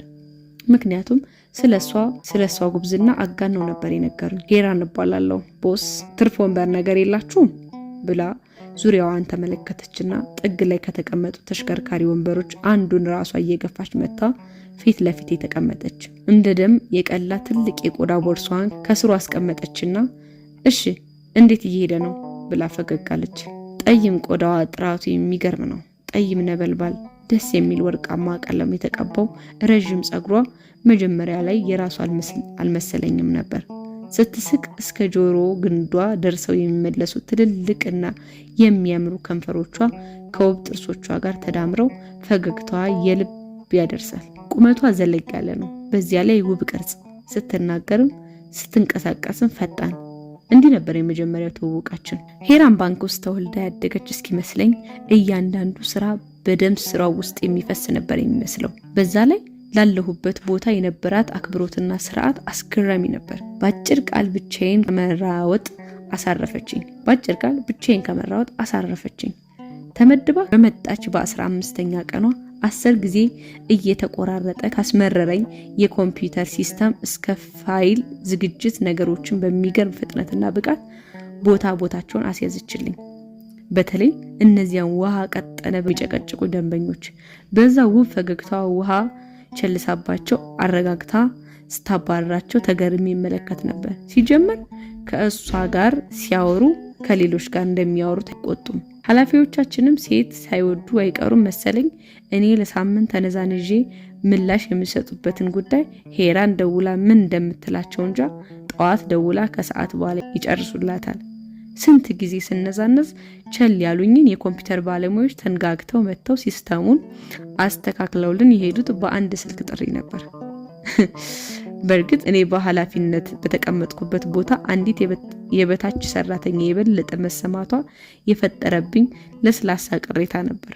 ምናልባት ከአንዱ ኃላፊ ጋር ነገር ይኖራት ይሆናል ብዬ እስክጠረጥር በኋላ በደንብ ሳውቃት ነው ልጅቱ ለማሳመን የተፈጠረች መሆኗን ያመንኩት። ከሃኑን ጋር በየቀኑ እናወራ ነበር። ባለኝ ክፍት ሰዓት ሁሉ እደውላታለሁ። ያለውን ነገር እነግራታለሁ። ይግባት አይግባት ባላውቅም ዝም ብላ ትሰማኛለች። ምን ጊዜም ከወሬያችን በኋላ ጥያቄው የታወቀ ነበር። ግን ትመጣለህ አይደል? እውነት ነበራት። በአንድ ወር ውስጥ ቤት ተከራይቼ እመለሳለሁ ያልኩት ልጅ ቤተሰቦቼ ቤት እየኖርኩ 3 ወራት አለፉ። በመጨረሻም እሷ ሰው አታጣም ብዬ ቤት መከራየት እንደምፈልግ ለሄራን ነገርኳት። አብረን ምሳ መብላት ጀመርን። ተቀራርበን ነበር። በመጨረሻ እሷ ሰው አታጣም ብዬ ቤት መከራየት እንደምፈልግ ለሄራን ነገርኳት። አብረን ምሳ መብላት ጀመርን። ተቀራርበን ነበር። በቀጣዩ ቀን እየተፍለቀለቀች መታ እንኳን ደስ ያለ ቦስ፣ ቤት ተገኝቶልሃል። አሪፍ ባለ 1 መኝታ 1ኛ ፎቅ ላይ። ከስራ እንደወጣን ወሰደች። ቤቱን ወደድኩት።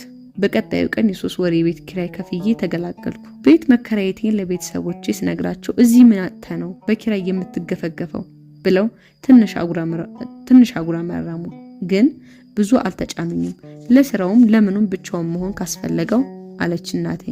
ለምኑም ስትል ድምጿ ውስጥ ትንሽ አሽሞን ነበረች። ይሁና ብሎ ዝም አላባት። ሄራን እና እቃህን መች ልታስገባ ነው አለችኝ። እቃ መግዛቱንም ረስቸው ነበር። ለካሱም አለ ድፍን የባንኩ ሰራተኛ ዙሮ እስኪያይን ሳቋን አቀለጠችው። ሳቋ ያምራል። ሁሉም ሰራተኛ ላይ የሚጋባ አይነት ሳቅ ነው ያላት። አንዳንዴ እዚያ ሩቅ ሆና ስትስቅ እኔ እዚህ ፈገግላለሁ። ባክሽ ምንም ዕቃ የለኝም ገና ልገዛ ነው ስል እንደገና ሳቀች። ምን ይሻላችኋል ወንዶች ብላ ትክ ብላ አየችኝና ፈርኒቸር ቤት ያላት ጓደኛ አለችኝ። ብር ካጠረ ዋስ ሆናለሁ መቼም አታዋርደኝም። አይ ለጊዜው የብር ችግር የለብኝም፣ ግን ካላስቸገርኩሽ የቤት ዕቃ ገዝቼ ስለማላቅ ችግር የለውም። መቼ ይመቻል ሄደን ትመርጣለህ። ራሳቸው ቤት ድረስ ወስደው ይገጣጥሙልሃል። እንዳለችውም ከአልጋ እስከ ሶፋ ምንም ሳልደክም አመራረጠችኝ። ምርጫዋ የሚገርም ነበር። የተከራዩት ቤት ድረስ ወስደው ገጣጠሙልኝ። አንድ ዕዳ ቀለለ። ለሃኑን ስነግራት በደስታ አበደች። እና መች ልትመጣ ነው? ፍቃድ ጠይቄ በዚህ ወር መጨረሻ አካባቢ አልኳት። ግን ፈርቼ ነበር። ምን እንደሆነ ያልገባኝ ነገር ውስጤን ያስጨንቀው ነበር። መጨረሻ ላይ አውርጄና አውጥቼ ጉዳዩን ለታላቅ እህቴ ነግሬያት ወሰንኩ። አንድ ቅዳሜ ቀን ምሳ ልጋብዝሽ ስላት ዛሬ ምን መላክ ተጠጋባክ እያለች የተቀጣጠርንበት ቦታ መጣች። ከመጀመሪያ እስከ መጨረሻው ስለ ሃኑ ነገርኳትና ፎቶዋን አሳየዋት። ውይ እኔ ቆንጆ እንዴት ታምራለች ብላ አደነቀቻትና ምንም የሚካበድ ነገር የለውም እኮ ከወደድኳት እርግጠኛ ከሆንክና ከተግባባችሁ በቃ እቤት እነግራቸዋለሁ አለቀ። ምንም የሚካበድ ነገር የለውም እኮ ከወደድካት እርግጠኛ ከሆንክና ከተግባባችሁ በቃ እቤት እንነግራቸዋለን አለቀ። እንደውም እኔ እነግራቸዋለሁ ብላ ድንገት ከት ብላ ሳቀችና ግን ልጅ ምናምን ወልደህ አልደበከም አይደል? እኔ እኮ እዚያ ሄደህ ድምጽ ሲጠፋ ባክሽ ምንም ነገር አልጀመርንም ትክብላ በማሾፍ አየችኝና ይችን የመሰለች ልጅ ጋር አንድ ግቢ እየኖራችሁ ምንም ካልጀመራችሁ መልአክ ወንድም አለኝ እያልኩ ማውራት ጀምራለሁ። ተሳስቀን ተለያየን። በቀጣዩ ቀን እቤት ስገባ የሁሉም ፊት ሳቅ አፍኖ ጠበቀኝ። በመጨረሻ አባቴ አላስችል ብሎት እስቲ ና አንተ ናዚ ቁጭ በል የምን ዙሪያ መሄድ ነው? እናቴ ለወሬ ቸኩላ ልታጥቢ ያዘጋጀችውን እንቁላል የተጠበሰበትን መጥበሻ እንዳንከረፈፈች ከውስጥ ወጣ ፊት ለፊት የተቀመጠች ፎቶዋት አለ ወዲህ በል እንያት አለችኝና ፎቶዋን እየተቀባበሉ አይተው ቆንጆ ልጅ ቆንጆ ልቅም ያለች ቆንጆ እያሉ አደነቁ። ማን ነው ስሟ? ሃኑን። ምንኛ ነው ደግሞ የዛሬ ልጆች ስማቸው? አረበኛ እስላም ናት እንዴ? አለ አባቴ ፊቱን ኮስተር አድርጎ። አዎ። ሁሉም ተያይተው ዝም አሉ። ምን ነው ችግር አለው? አይ ከወደድክ ምን አሻን፣ ግን እንደው እምነት አንድ አይነት ቢሆን ጥሩ ነበር። ነገ ልጆች ይወለዳሉ። ብዙ ነገር አለ። ፍቅር እንደሆነ ሁልጊዜ እንዳጀማመሩ አይሆንም። አይ እንግዲህ አታሟርቱበት ብላ እህቴ ጣልቃ ገባች። ቤታችን ውስጥ የምትፈራ አይነት ናት። አባቴ ፊቱ ላይ ቅሬታው እንዳረበበ ይሁን ዋናው መፈቃቀዱ ነው ብሎ ተነስቶ ወደ መኝታ ቤት ገባ። ግን ደስተኛ እንዳልነበረ ፊቱ ላይ ያስታውቅበት ነበር። ሁሉንም ነገር ጨራርሼ ወደ ድሬዳዋ ለመመለስ ተዘጋጀሁ። ዋና ሐሳቤ ድሬዳዋ እንደደረስኩ እዚያው ካፈራኋቸው ጓደኞችና የሥራ ባልደረቦቼ መካከል ቀድሜ በስልክ ያወራኋቸውን ለሽምግልና ወደ ሃኑን አባት መላክ ነበር። ሃኑን ድምጿ ውስጥ የምሰማው የደስታ ሲቃ የኔንም ጉጉት ጨምሮት ቀኑን በጉጉት ነበር የጠበቅኩት። እንደ ነፍሰ ጡር ቀን እየቆጠርን ቆይተን ቀኑ ሲደርስ ወደ ድሬዳዋ በረርኩ። ድሬዳዋ ራቀችብኝ። በመነሻና በመድረሻ መካከል መንገድ የሚባል እንቅፋት አለ። ጉዞ ማለት በሚፈላለጉ ነፍሶች መሃል የተዘረጋ መንገድ የሚባል መጋረጃ ቀዶ መጣል ነው። ርቀትም በመነሻና በመድረሻ መሃል ያለ የመንገድ እድሜ። የመንገድን እድሜ የሚያሳጥረው ጥሩ እርግማን መጓዝ ብቻ ነው። ተጓዙ። ጥሩ እርግማን መጓዝ ብቻ ነው። ተጓዝኩ። የድሬዳዋ ሙቀት የሃኑን እቅፍ ይመስለኛል። ለስለስ ያለ እና ምችት ያለው። እንደደረስኩ ወደ ያስኩት ሆቴል ገብቼ ሰውነቴን ተለቃለኩና ለባብሼ ወደ ማታ አካባቢ ለሽምግልና ከመረጥኳቸው ጓደኞቼ ጋር ወደ ተቀጣጠርንበት አቀናሁ። እንደ ሙሽራ ተንከባክበው እራት ጋበዙኝ። እኔ ለማገባው የነሱ ደስታ ወደር አልነበረውም። ባንክ ውስጥ አለቃቸው ሆኜ ለ4 ዓመታት ሰርተናል። በእነዚያ 4 ዓመታት ውስጥ በስራ ጉዳይ ተነዛንዘናል፣ ተጣልተናል። ባስ ሲልብ እስከ ጽሑፍ ማስጠንቀቂያ የሰጧቸው ነበሩ። ዛሬ ላይ አንዱም ነገር በልባቸው ውስጥ የለም። የእውነት ተደስተው ነበር። ከጥንት ጀምሮ በሽምግልና ታሪክ ውስጥ ያጋጠሙ ታሪኮችና ገጠመኞችን ሲያነሱ ሲጥሉ አመሹ። ብዙ ሳቅ። እንድች ብለህ እንዳትጨነቅ፣ እምቢ ካለህ አንድ ጋጠባ የጋሪ ፈረስ አዘጋጅተንልሃል፣ ጠልፋት እየጋለብክ መሄድ ነው። በማግስቱ ሽማግሌዎቼ ወደ ሃኑን ቤት ሄዱ። ቀድሞ አባባን ቀጥረዋቸው ስለነበር ነገሩ ሽምግልና መሆኑን አውቀዋል። ልጃቸውን ጠያቂው ማን መሆኑን ብቻ ነበር ያላወቁት። ሆቴል ውስጥ እየተቀመጡ እየተነሳው ስንቆራጠጥ ዋልኩ። ከብዙ እንዲህ ተብለው ይሆናል እንደዛ ተብለው ይሆናል ከሚል መላምት ጋር የላኳቸው ሽማግሌዎች ካሰብኩት በላይ አምሽተው ወደ ያስኩት ክፍል መጡ። በጉጉት አፋፋቸውን ስመለከት አንተ ተናገር አንተ በሚል እየተያዩ ግራ አጋቡኝ። ሲሄዱ የነበራቸው ፈገግታና ሞራል ፊታቸው ላይ አልነበረም። አልተሳካም አላንዱ። ምን ማለት ነው? አባቷ አልተስማሙም። ልናሳምናቸው የቻልነውን ሁሉ ሞክረን ግን አልሆነም። ሁሉም እንደ ሐዘን ቤት ፊታቸውን አጨፍግገው እንዳቀረቀሩ ዝም አሉ። እየቀለዱ መስሎኝ ነበር። ትንሽ ቆይተው በሳቅ እየተፍለቀለቁ እንኳን ደስ ያለ እንዲሉኝ ጠበቅኩ። ግን የጠበቀኝ የመርዶ ዝርዝር ነበር፣ ፈጽሞ ያልታሰበ ነገር። ሽማግሌዎቹ እንደደረሱ አባባ አክብረው ነበር የተቀበሏቸው። የሄዱበትን ጉዳይ ሲነግሯቸውም ደስ ነው ያላቸው። ችግሩ የመጣው የኔን ማንነት ሲሰሙ ነበር። አይ ብለው ተከዙ። ምንም የማይወጣለት ጥሩ ልጅ ነው። ሰውንም ስራውንም የሚያከብር፣ ብታመም አስታማሚ፣ ቢከፋኝ ብሎ የሚሰማ እንደ ልጅ የማየው ልጅ ግን አይሆንም። እሱ ክርስቲያን፣ እኛ ሙስሊሞች። እንዴት ይሆናል? አይ ግድ የለም ይቅር። አስተዋይ ልጅ አልነበር? ምን ነካው? አባባ ይሄ እኮ ችግር የለውም፣ ከተዋደዱ ከተቻቻሉ መኖር። አባባ በቁጣ ገንፈሉ። ይሄ እኮ ፖለቲካ አይደለም። ምን ነካችሁ ልጆች? የነፍስ ጉዳይ ነው። እንዴት ነው የምትናገሩ? የአላህን ትእዛዝ እኔ አልሽረው። አይኔ እያየ ልጄ ገሃነም እሳት ስትገባ እንዴት ነው እሺ የምለው? ሃይማኖታችን አይፈቅድም። በቃ ይህን ሁሉ ዓመት አብረን እንዳባትና ልጅ ስንኖር አንድ ቀን ሃይማኖትን ጠይቄው አውቃለሁ? አላውቅም። መቻቻል እሱ ነው። አብረን ስንበላ አብረን ስንጠጣ ሃይማኖታችን ከልክሎናል፣ አልከለከለንም። መቻቻል እሱ ነው። ቤቴ ስኖር ከልጄ ነጥዬ አላየሁትም። መቻቻል ይሄ ነው። ጋብቻ ግን የማይሆን የማይታሰብ ነው። ጀሃነም ቀልድ እንዳይመስላችሁ ልጆች። እንኳን እንዲህ እንዳሻ ኑረን በጥፍራቸው ቁመው ተንቀጥቅጠው ትዕዛዙን አክብረው ለኖሩትም አስፈሪ ናት። ያችን ቀን ጥሩ ልጅ ነው፣ ወላሂ ጥሩ ልጅ ነው። በዚህ ዘመን እንደሱ ያለ ሰው አይገኝም። የተማረ አስተዋይ፣ መጠጥ በአፍ አይዞር፣ ጫት እንኳ አይቀምስም። ግን በኋላ ይቺ ነፍስ ለጥያቄ መቅረብ አይቀር። ጥሩ ልጅ ነው ቢባል ወድጄ ነው ቢባል የአላህ ቃልና ትእዛዝ አይበረዝ አይከሰስ።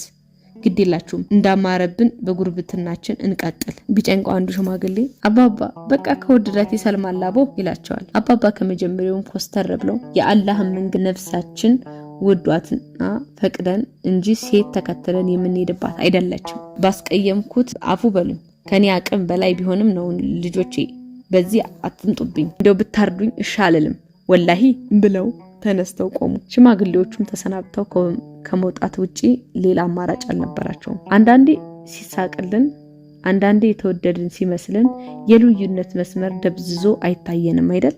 በመንገዴ ላይ ለአይን የማትታይ ቀጭን ክር መዘርጋቷን አላየውም ነበር። ያቺ ክር ናት ጠልፋ ይጣለችኝ። ውድቀቴን ያከፋው ክሩ አይደለም፣ የተንደረደርኩበት ፍጥነት እንጂ።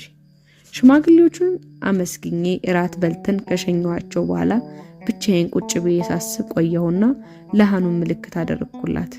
ምናልባት አባቷ ጋር ከሆኑ መልሳ እንድትደውል ወዲያው ደወለች። ሁለታችንም ከምን እንደምንጀምር ግራ ገብቶ ዝም ብለን ቆየንና አባባ አይሆንም አሉ አልኳት። ስታለቅስ ትንፋሿ ይሰማኝ ነበር። ሃኑን አብረሽኝ መኖር ትፈልጊያለሽ ወይስ አባባ እንዳሉት ካንተ ጋር መኖር ነው የምፈልገው? የትም ቢሆን አንተ ጋር መሆን ነው የምፈልገው። ሌላ ምን አለኝ? በቃ ተዘጋጂ፣ አብረን አዲስ አበባ እንሄዳለን። አባባን ትቼ መሄድ አልችልም። ብስጭት ይሞትብኛል። እድሜ ልኬ ጸጸቱም አይለቀኝ። እና ምንድነው ሐሳብሽ? እወድሃለሁ። በቃ እኔ እድሌ ይሄ ነው። ሂድ፣ እርሳኝ። ሂድ፣ አትደውል፣ እኔን አታስብ፣ እርሳኝ። አባባን ባዶ ቤት ትቼው ብሄድ እርግማኑ ለአንተም ይተርፋል። ቁም ነገረኛ ነህ። የቻልከውን አድርገሃል። ባንተ የማዝንበት ምንም ነገር የለም። በቃ ሂድ ወደ ሀገርህ። ከወደድካት ጋር በሰላም ኑር። በቃ አትዘንብኝ። ስልኩን ዘጋችሁ። ቀልድ መሰለኝ፣ የሆነ ጨዋታ ነገር። የሆቴሉ መጋረጃ ከፍቼ ቁልቁል በሰፊው የድሬዳዋ ከተማ ጨለማ ላይ ኮከብ መስለው የተዘሩትን አምፖሎች ሲብለጨለጩ እየተመለከት በሀሳብ ነጎዱ። ነገሮች ሁሉ እንደ ሳሙና አረፋ እጅ ላይ ሲሟሙ ታወቀኝ። ለትንሽ በቃ ለትንሽ ጥሩ ቀን እንደ ዣንጥላ ከበላዬ ሲታጠፍና የብቸኝነት የመለየት የባዶነት ዶፍ ሲወርድብኝ ነፍሴ ስትኮራመት ተሰማኝ። ፍቅር ከሽፎ እንኳን ሰው ያድናል፣ ሞቶ ራሱ ህይወት ይሰጣል። የኔና የሃኑን ፍቅር እጣው የወደቀው እዛው ነበር። አንድ ምስኪን ሽማግሌ በሰላምና በጤና ይኖር ዘንድ የኔና የሃኑን ፍቅር መሞትና መሰዋት አለበት። አንድ ሽማግሌ አይደለም ደግሞ አባት ናቸው። ትዳራቸውና ልጆቻቸውን በትነው አንድ እሷን ብቻ መርጠው ያሳደጉ ደግ አባት። እውነት አላት ያለችው ሁሉ እውነት ነው። ሌላም አንድ እውነት ደግሞ አለ። እኔ ሃኑን ማፍቀሬ ውስጤ ቅጥል አለ፣ ተንገበገብኩ። ይሄ ነገር ፍቅር ነው ወይ እያለች የኖረች ነፍሴ በዚያች ምሽት ለራሷ እንዲህ አለች። አዎ ፍቅር ነበር። በምትመለከተው ጨለማ ውስጥ የሚያብለጨልጩት ቁጥር ስፍር የሌላቸው አምፖሎች መሃል ነፍስ አንዷን መርጣ በብርሃኗ ስትደምቅ ነው። ብርሃን ሁሉ የነፋስን ጨለማ አይገፋም። ቢበዛ የራስህን ብርሃን ትፈልግ ዘንድ ያግዝ ይሆናል። ራሳችንን፣ አካባቢያችንን፣ ዓለምን፣ መላውን የሰው ልጅ ሁሉ እንድናይ የሚረዳን ብርሃን ተመርጦ በልባችን ጓዳ ይበራል። ሰው የቱንም ያህል በደማቅ ብርሃን ቢከበብ እውነተኛውን የራሱን ብርሃን እስካላገኘ ድረስ ነፍሱ ጨለማ ውስጥ ናት።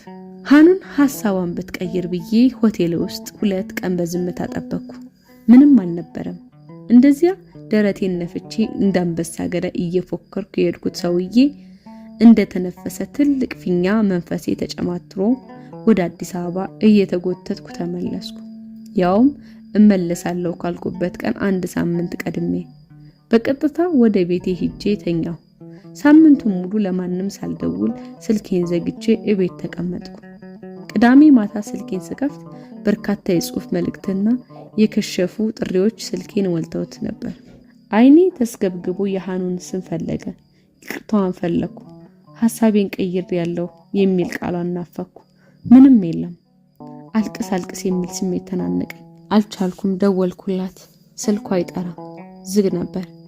እስከ እኩለ ሌሊት ደጋግሜ ስሞክር አመሸሁ። ዝግ ነበር። ስልኬን እንደያዝኩ እንቅልፍ ገላገለኝ። ጧት ስነሳ በጉጉት ስልኬን ተመለከትኩ። ምንም። ደጋግሜ ደወልኩ። ድካም ነበር ትርፉ። ራሴን እንደምንም አነቃቅቼ ሻወር ወሰድኩና ልብስ ቀያይሬ ወጣሁ። አዲስ አበባ የተለመደ ህይወቷን ቀጥላለች። ህዝቡ ሁሉ፣ መንገደኛው ሁሉ በሬዲዮና በቴሌቪዥን የሆንኩት ነገር በአዋጅ ተነግሮት የራሱ ጉዳይ ብሎ ችላ ያለኝ መሰለኝ።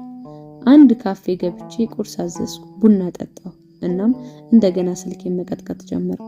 ሲሰለቸኝና ድክም ሲለኝ ለሄራን ደወልኩ። በአንድ ጊዜ አንስታ አንተ ምን ሆነ ነው እንዲህ የጠፋኸው? እባክህ ሰው ይሰጋልም አይባልም።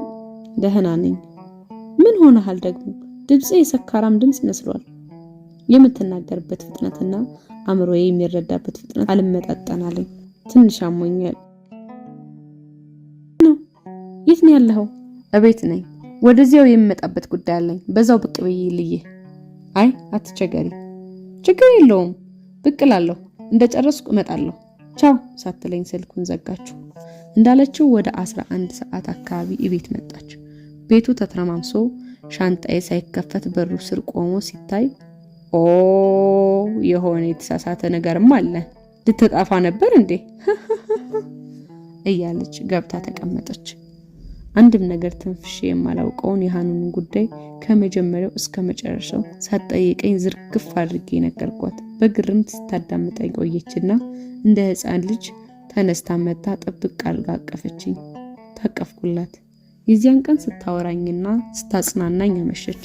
ችግር የለውም አሞኛል ብለህ ሳምንቱን እረፍ ብላኝ ተሰናብታኝ ሄደች።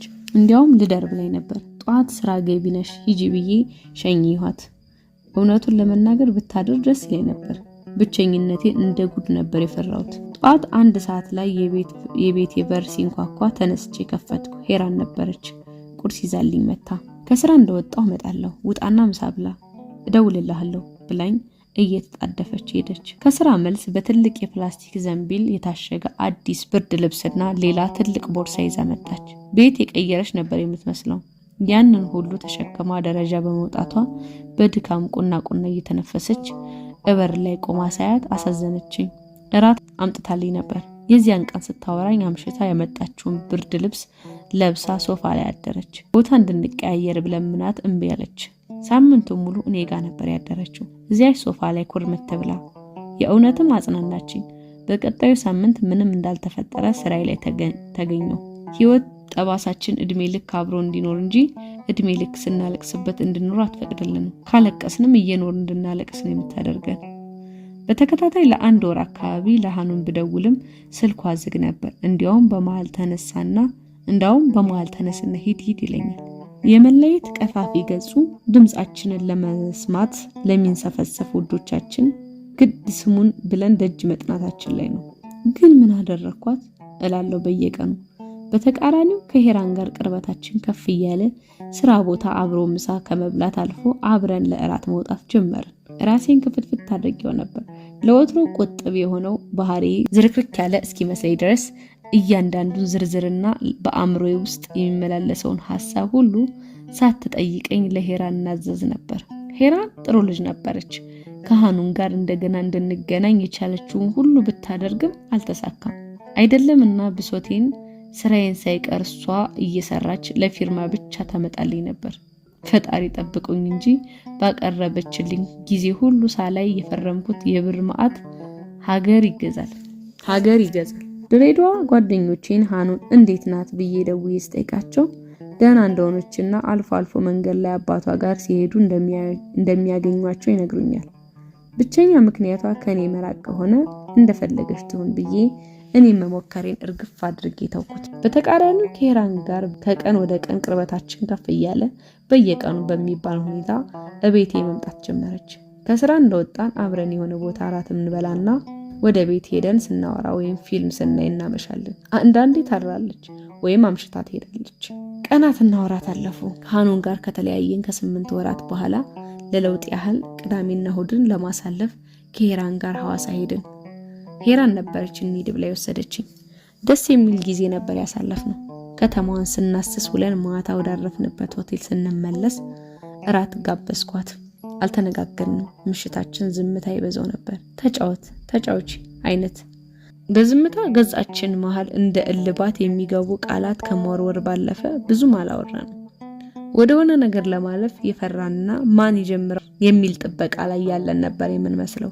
ወደ ያዝነው ክፍል በዝምታ ገባን። ገና እንደገባን ሄራን አቅፋ ከንፈሬን ሳመችኝ። ድንገተኛ ነበር። እናም ይበቃል፣ አንዳንዴ ነገሮችን ካልተውካቸው ዛሬን ማየት አትችልም ብላ ሳቀች። አይኖቿን እያየው ለሁሉም ነገር አመሰግናለሁ አልኳት። በቃ እንደዚህ ነው የምታመሰግነው? ወደ ራሴ ሳብኳት። ሰፊው አልጋ ላይ ተያይዘን ወደቅን።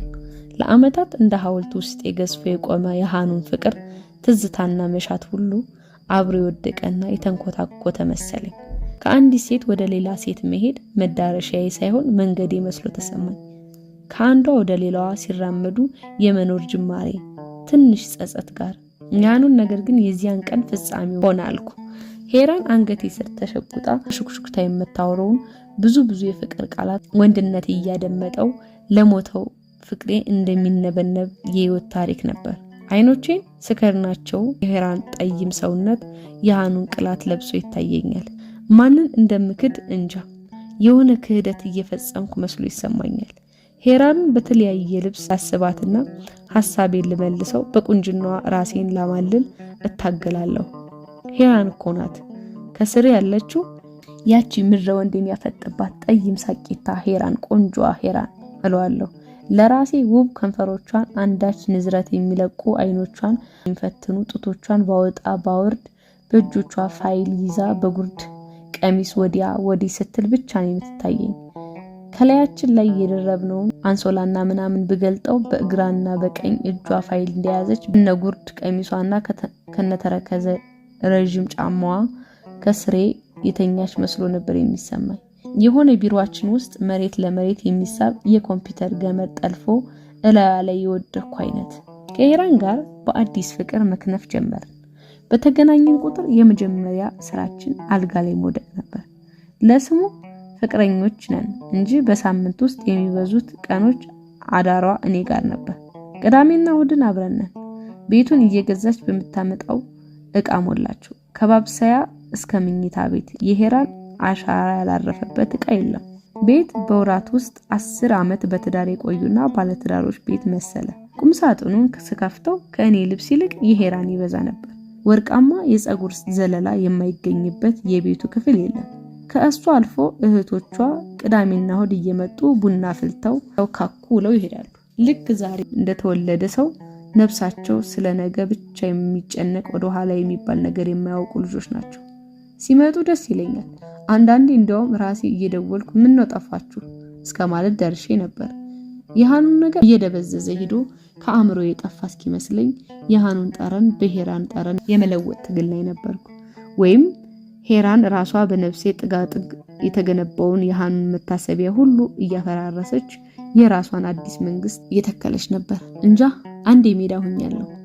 የፈለጉትን ቢተክሉ ቢነቅሉ ተው የሚል ወኔ አልነበረኝም። ሄራን ፈጣናት። ቆሜ ማሰብ እንኳን እስከሚያቅተኝ ጥድፊያዋ ለጉድ ነበር። ምንም ነገር ብትበለኝ አድርገዋለሁ። በራሴ አስቤ ግን አንድም ነገር አላደርግም። እንስፍስፍ ካለ ፍቅር ይልቅ ራሴን እሷ ላይ ጥዬ ያደረገችኝን ታድርገኝ ወደሚል ስሜት ያዘነበለ ግንኙነት ነበር በመሃላችን የነበረው። ከቤተሰቦች ጋር አስተዋውቀኝ አለች። ወስጄ አስተዋወቅኳት። ወደዷት። አሁን ገና የምትሆንህን አገኘህ ተባለ። ከቤተሰቦቿ ጋር ወስዳ አስተዋወቀች። የገደል ስባሪ የሚያክለው ወንድሟ ቀልቡ ወደደኝ።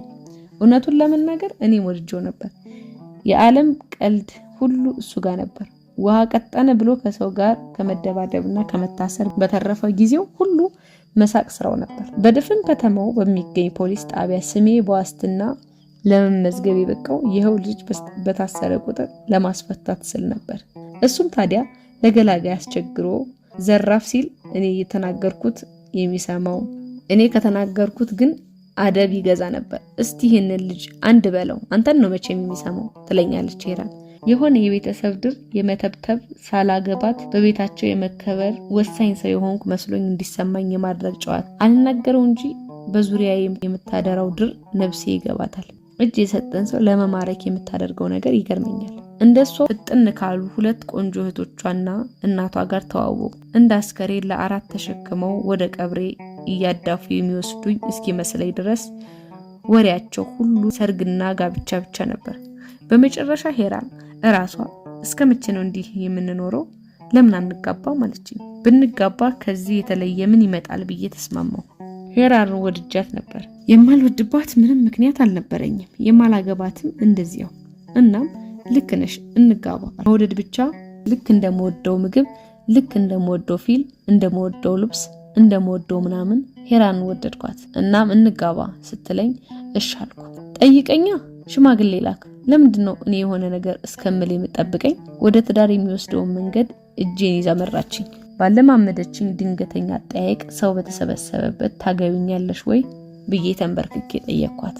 እስካሁን የሚገርመኝ ለምን እንዳለቀሰች ነው። ያዩን ሁሉ አጨበጨቡ። ወደ ቤተሰቦቿ ሽማግሌ ላኩ። ሽማግሌዎቹ ወደ ሄራን ቤት ሲሄዱ ሄራንና እኔ እቤት አልጋችን ውስጥ ነበር። ሽማግሌዎቹ ደውለው እንኳን ደስ ያለ ተሳክቷል ሲሉኝ ምኑ የሚል ቃል ሊያመልጠኝ ከከንፈሬ ጫፍ ነበር የመለስኩት። ሄራን ታዲያ ደረቴ ላይ እንደተለጠፈች የልብ ምቴን የምታዳምጥ ይመስል ብዙም ደስ ያላት መስልም አለችኝ። የቤተሰቦቻችን ደስታ አናታቸው ላይ ወጥቶ ሽር ጉድ ማለት ጀመሩ።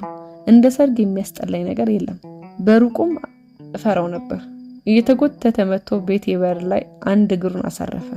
አንድ ምሽት ከሄራን ጋር ራት እየበላን ስለ ሚዜ፣ ስለ ቬሎ፣ ስለ አዳራሽ፣ ስለ ጥሪ ካርድ፣ ስለ ቀለበት ስናወራ ስለ አንድ ነገር 1000 ጊዜ ደጋግሞ ማውራት እንዴት ይሰለቻል። ድንገት ስልክ ጠራ።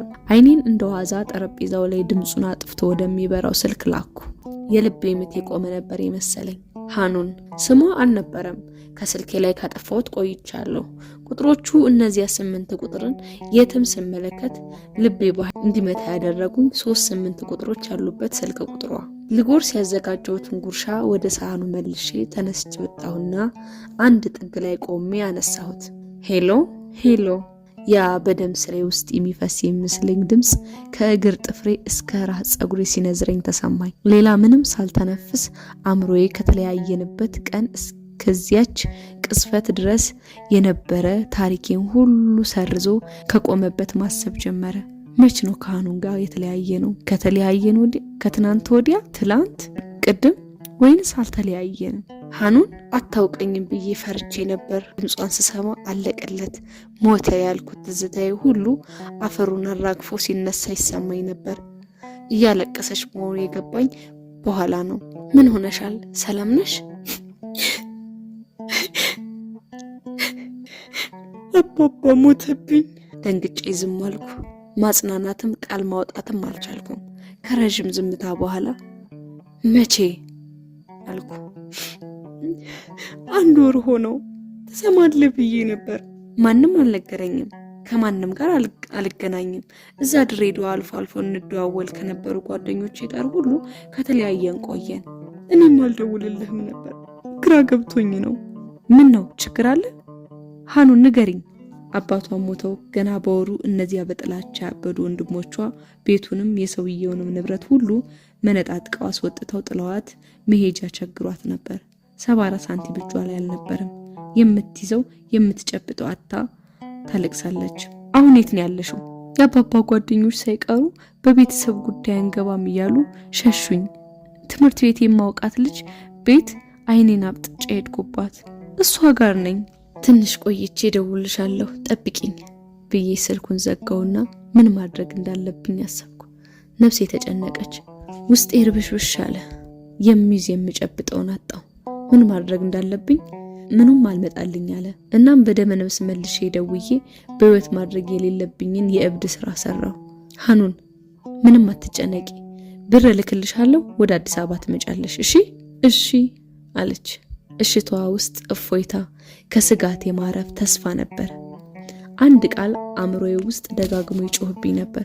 ከዚያስ? ከመጣሽ በኋላስ? ከዚያስ? መልሼ ደግሞ እና ምን ማድረግ ነበረብኝ? ሀብትና ጥላቻ እንዳሸዋ ሞልቶ ከተረፋቸው ወንድሞቿ ጋር ለምን ከአባቷ ቤት አባረራችኋት ብዬ ልፋለም? ወይስ በሌለኛ አቅምና ጊዜ ጠበቃ ቀጥሬ ልሟገት? ምንም ይሁን ምንም በህይወት ውስጥ ተገናኝተናል። እንዲሁ ከመገናኘት ያለፈ ታሪክ ያለን ሰዎች ነን። ስራ አለኝ፣ ስራ የላትም። ብር አለኝ፣ ብር የላትም። የማርፍበት ቦታ አለኝ፣ የምታርፍበት ቦታ የላትም። ከአንዲት ግቢ ወጥታ የማታውቅ ምስኪን ልጅ ከአባቷ ቀጥሎ በዚች ምድር ላይ ወደምትቀርበው አንድ ሰው አድነኝ ብላ ደወለች። ማዳኑ ቢቀር ትድን ዘንድ ትንሽ የማርያም መንገድ መክፈቻ ከቻልኩ ችግሩ ምንድነው? ከራሴ ጋር እየተሟገትኩ ወደ ሄራን ስመለስ ፊቷ ሁሉ ተቀያይሮ ነበር። ሰላም ነው አለች ወደ ስልኬ ባገጯ እየጠቆመች። ነፍሷ ንቁ ነው። ትክ ብያየዋት ለዋሻት አልፈለኩም። ከድሬዳዋ ነው አልኳት። መብላቷን አቁማ ትክ ብላየችኝ። ፊቷ ላይ ስጋት ነበር። ከድሬዳዋ? ማን? ሃኑን። ሹካዋን ሳህኑ ላይ ያስቀመጠችና በጉጉት ወሬ እንድቀጥል ጠበቀችኝ። አንድም ነገር ሳልደብቅ የተነጋገርነውን በሙሉ ነገርኳት። በመጨረሻም ግራ ስለገባኝ የማይሆን ነገር ቀባጠርኩ። ብር ልክልሻለሁ ወደ አዲስ አበባ ነኝ አልኳት። ይቅርታ ሳላማከርሽ። በረዥሙ ተንፍሳ እጇን ልካ እጄን ያዘችኝና የምን መመካከር ነው? እኔም ብሆን ይህንኑ ነበር የማደርገው። ልጅቱ እኮ ችግር ላይ ነች። ምን ነካ? ማንም ሰው ላይ ሊደርስ የሚችል ነገር ነው። አትጨነቅ፣ ትምጣ። እድሉን ከሰጠኝ እኔም እረዳታለሁ። ነገሮች እስኪስተካከሉ ዙፌ ጋር ታርፋለች አለች። ዙፋን እህቷ ናት። ኖ ይህን ነገር ከእኔና ከአንቺ ውጪ ማንም መስማት የለበትም። ማንኛችንም ቤተሰብ ጋር እንዲደርስ አልፈልግም። ኦኬ፣ የተሻለ ነገር ካለ ንገረኝ። ያ የምታውቂው ደላላ በዚህ ሳምንት አነስ ያለ ቤት እንዲፈልግልን ንገሪው። እስከዚያው ዋጋው አነስ ያለ ሆቴል ታርፋለች። ሄራን ወዲያው ስልኳን አንስታ ወደ ደላላው ደወለች። ድንገት ዘለን ከገባንበት አረንቋ ለመውጣት የማንጨብጠው ነገር የለም። መቼስ ሃኑን ነይ የሚለው ቃል ምጽአት ከመጥራት እኩል ዓለሜ እንደሚገለባብጠው የገባኝ ተናገሬ ሳልጨርሰው ነበር። ግን አሁን ራሱ ጊዜው ወደ ኋላ ተመልሶ ደግማ ብትደውል እንደገና ልላት የምንችለው ነገር ነይ ነው። ሃኑን ከአውቶቡስ ወርዳ ከሩቅ ሳያት ውስጤ ሐዘን ይሁን ደስታ ባልገባኝ ስሜት ሲናወጥ ይሰማኝ ነበር። በግርግሩ ውስጥ አይኗን እያንከራተተች ስትፈልገኝ ዝም ብዬ ለደቂቃዎች ከሩቅ አየኋት። እስቲ አሁን በምን አምናኝ እዚህ የማታውቀው ከተማ ድረስ መጣች? ሐሳቤን ቀይሬ የራሷ ጉዳይ ብዬ ብተዋት የት ትሄዳለች? ከዚህ ሁሉ ችግር በኋላ እጅግ ውብ ነበረች። ሁሉን ነገር ድንገታታ ከዚያ ውብና ቅንጡ ኑሮ ተሰዳ የመጣች መጻተኛ። ፍቅር ተሰዶ የተንከራተተ መሰለኝ። ሰላም ተሰዶ የተንከራተተ መሰለኝ። እኔ ራሴ ውስጧ ተቀምጬ የተሰደድኩ መሰለኝ። ቀጥ ብዬ ቆመችበት ሄድኩ። ስታየኝ ተንደርድራ አቀፈችኝና ስቅስቅ ብላ ማልቀስ ጀመረች። ጠረኗ በቅስፈት የአእምሮዬን የተቆለፈ በር በርግዶ እያንዳንዷን ያሳለፍናትን ቅስፈት ልቤ ላይ ዘረገፈው። የልብስ ሻንጣዋን ይዤላት መኪና ወደ ቆመበት ስወስዳት በግርግር ውስጥ እንዳልጠፋባት ክንዴን ጨምድዳ ይዛ ትከተለኝ ነበር። አያያዟ ፍርሃቷን ነግሮኛል። አያያዟ ጭው ካለ ገደል ጫፍ ላይ የተንጠለጠለ ሰው ላለመውደቅ እንደዛው ገመድ የመጨረሻ አማራጯ እኔ መሆኔን ነግሮኛል። ቃል አላወጣችም። አያያዟ ነው ጮሆ ይችን ልጅ አደራ ያለኝ። ያኔ ነው ለራሴ ብቻ በሚሰማ ድምፅ አይዞሽ ያልኩት። ውስጤ የከበበኝን ስጋት ሁሉ ረስቶ በደስታ ይዘል ጀመር። ኑሮ ሁሉንም ነገር ያዘበራረቀባት ሐኑን መኪናዬ ውስጥ ገብታ እጎኔ ስትቀመጥ ሲንቀዠቀዥ የኖረ ነፍሴ ሲረጋጋ ይታወቀኝ ነበር። ዙሪያዋን የማይታይ ሞገድ አለ። ስቀርባት ንዝረቱ በደም ስሬ የሚያልፍ። ወደ ያስኩላት ሆቴል ስወስዳት ምንም አልተነጋገርንም። አልፎ አልፎ እየዞርኩ አያታለሁ። የዋሃና ንጹህ ፈገግታዋ በሐዘን ደመና በተከበበ ፊቷ ላይ ብልጭ ብሎ ይጠፋል። ከመምጣቷ በፊት ስለ ማረፊያዋ ስለነገርኳት አልተደናገጠችም። ወዲያው ስልኬ ጮሆ ሄራን የምትባል እጮኛለች አልኩ ለራሴ። ለምን እንደሆነ እንጃ በመደወሏ ውስጥ ሲበሳጭ ሰማኝ ነበር። ሐኑንን ከተቀበልኩ በኋላ ቀለበት ለማየት እንሄዳለን ተባብለን ተቀጣጥረናል።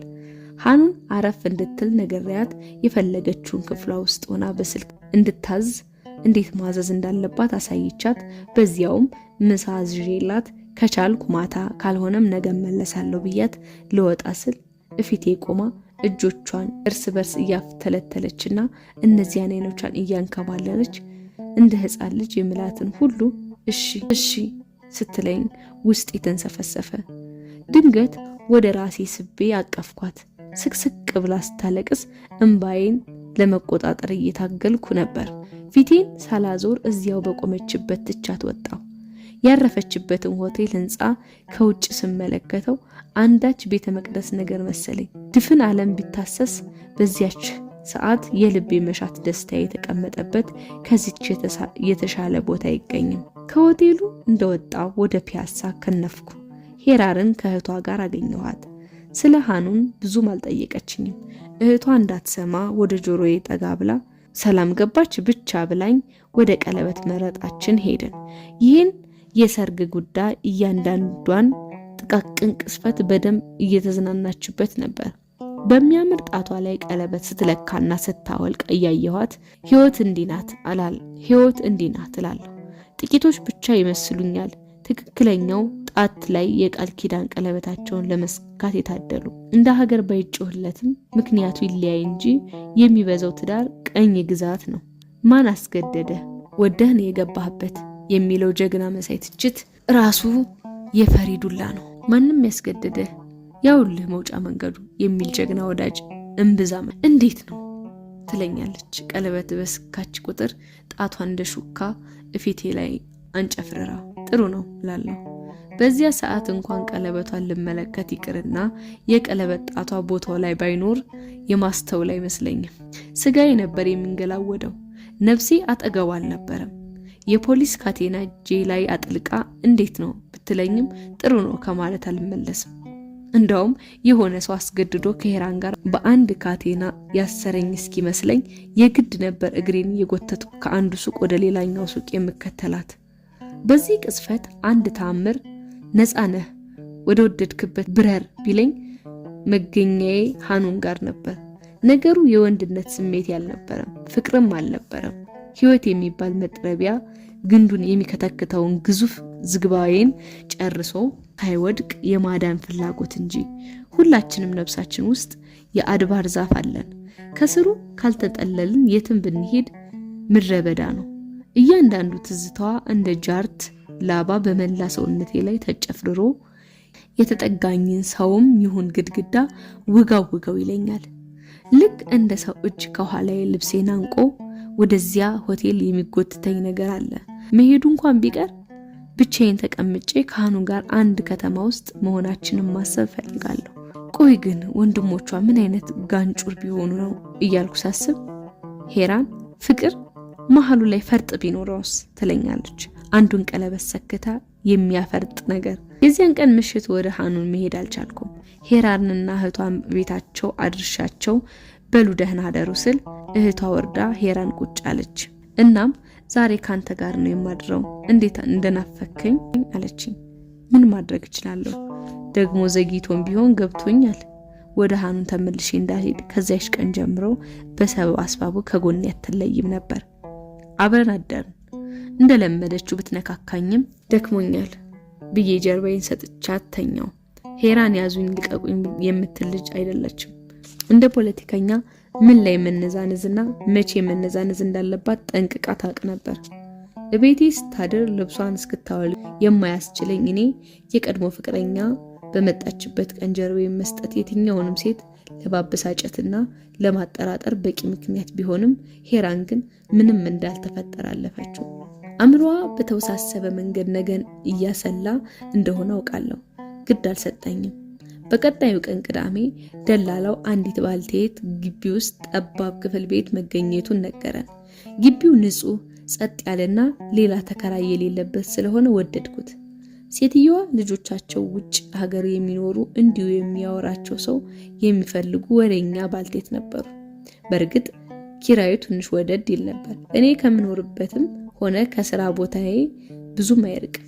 በሳምንት ውስጥ እንደ ነገሩ ያስፈልጋል ያልኩትን ዕቃ ከሄራን ጓደኛው ሱቅ አምጥቻማለሁ። ሃኑን በየቀኑ ብቅ እያልኩ አይቻት ስለ ቤቱም አውርቻት እመለሳለሁ። አስቸገርኩ ነበር ምላሿ። ሄራን በዚህ ጊዜ ለራሴ እስኪገርመኝ እየደወለች ሄ ተረጋግተህ ጨርስ፣ እንዳግዝ ከፈለክ ጥራኝ፣ ደግሞ ከባድ ዕቃ እንዳታነሳ፣ ምሳ በላህ ከማለት ውጪ ምንም አይወጣትም ነበር። የቤቱን ጉዳይ እንደጨረስኩ ሃኑን ሳምንት ቆየችበት ሆቴል ወደ ቤቷ ወስጄ ከአከራያ ሴትዮ ጋር አስተዋወቅኳቸው። የሚያስፈልጋትን አስቤዛ ራሷ እንድትገዛ ይዣት ወጣሁና ገዝተን እንደጨረስን አንድ ሬስቶራንት ወስጄ ምሳ ጋበዝኳትና ስለ ሄራን ከመጀመሪያው እስከ መጨረሻው በዝርዝር ነገርኳት። ልንጋባ በዝግጅት ላይ እንደሆንም ጭምር። በቀጣዩ ቀን እንደማስተዋውቃት ነገርኳት። ሃኑን በዝምታ ስታዳምጠኝ ቆይታ ጥሩ ልጅ ነህ፣ አላህ እንኳን እኩያህን ሰጠ አለችኝ። ከዛ በኋላ ግን የጀመረችውን ምግብ አልበላችም። ሃኑን አሁን ግንኙነታችን የእህትና የወንድም ነው። የሚያስፈልግሽን ሁሉ ሳትሳቀቂ እንደ ታላቅ ወንድም ጠይቂኝ። ቤተሰብ ነን።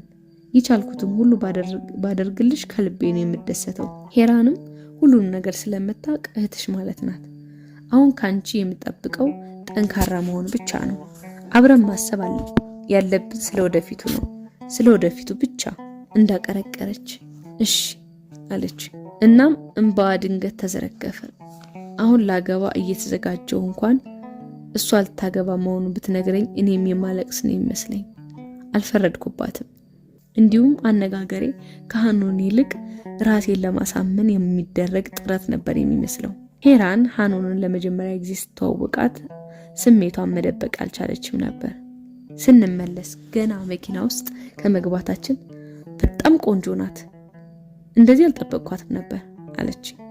ጠይም ፊቷ ማንም መንገደኛ በሚያነበው ቅናት ተሸፍኖ እጇ ሁሉ በብስጭት እንደ መንቀጥቀጥ ሲል አይቸው ነበር። በጣም ልጅ ነች፣ ቆንጆ ነች፣ ብታፈቅራትም አይገርምም። እኔ እንጃ እንደዚህ አልጠበቅኳትም ነበር ደገመችው። የሆነ ነገር እንድላትና የምትጮህበት ምክንያት እንዲፈጠር ፈልጋ እንደነበር ገብቶኝ ዝም ብዬ ቆየሁና በአሁኑ ሰዓት በዚች ምድር ላይ የማውቃት ቆንጆ ሴት አንድ ብቻ ነች፣ ያውም ላገባት ነው። የእውነት ግን አንድ ነገር ልጠይቅህ። እስቲ አቁመው መኪናውን፣ የሆነ ቦታ አቁመው፣ ፕሊስ አቁመው። እንደ እብድ አድርጓት ነበር። እቤት እንሄዳለን፣ እቤት እናወራለን። ኖ ዛሬ ካንተ ጋር መሄድ አልፈልግም፣ ወደ ቤቴ ነው የሚሄደው። እዚሁ አቁመው። እንዳልሰማ ዝም ብዬ ወደ ቤት የወሰድኳት። ገና እንደገባ እንደ እንግዳ ሶፋው ጫፍ ላይ ቁጭ አለች። የተቀመጠችበት ሄጄ ሳምኳት። ባላሰብኩት ፍጥነት ጥፊዋ ጉንጬ ላይ ሲያርፍ ሰማይና ምድር ዞረብኝ። ንገረኝ፣ ያረፈችበት ሆቴል ስትሄድ ምንም አላደረጋችሁም? ወገቤን ይዤ ከፊት ለፊቷ ቆምኩና ከፈለኩ አሁንም አታቆምኝም እኮ ብዬ አፈጠጥኩባት። ዘላ አቀፈችኝና አይኔን ጆሮዬን ያገኘችውን ሁሉ እየሳመች ወደ አልጋው ስትገፋኝ ተያይዘን ወደቅን። ሸሚዜን ስትጎትተው አንዱ ቁልፍ ተበጥሶ በረረ። አነር ነበር የሆነችው። እንደ እብድ ልብሳችን እያወለቅን ወረወር ነው። ተንጠራርታ መብራቱን አጠፋችውና በጨለማ ውስጥ ድክም ባለ ድምፅ ሳያት ቀን ነው። እንደ ዛሬ በህይወት የበታችነት ስሜት ተሰምቶኝ አያውቅም። የሆነ ኩትት ያልኩ ባልቴት የሆንኩ ነው የመሰለኝ። ምን ልንገርሽ ሼሪ፣ ቆንጆ ነሽ በለኝ፣ እወድሻለሁ በለኝ፣ ወንዶች ጋር ሳወራ እንደምትቀናብኝ ንገረኝ፣ እንደምትፈልገኝ ንገረኝ፣ የሆነ ነገር በለኝ፣ በቃ የፈለከውን። ጠንካራዋ ሄራን ከተዋወቅን ጀምሮ ለመጀመሪያ ጊዜ እያለቀሰች ነበር። እነዚያን ቀን ሁለታችንም በስሜት ጡፈን አናውቅም። በጨለማው ውስጥ በዚያ ሁሉ ላለመበለጥ የሚደረግ የሴትነት ትንቅንቅ ውስጥ በዚያ ሁሉ የአትርሳኝ ተማጽኖ መሃል ጨለማው ላይ ገዝፎ የታየኝ የሃኑን መልክ ነበር። ልክፍት ነው። መብራቱን ድንገት ባበረው ከስር የምትነፋረቀው ሄራን በሆነ ተአምር ሃኑን ሁና በቀይ ፊቷ ላይ እንባ ሲንኳለል የማገኛት እስኪመስለኝ፣ በህይወት ውስጥ ግን ማሸነፍ የሚባል ነገር የእውነት ይኖር ይሆን?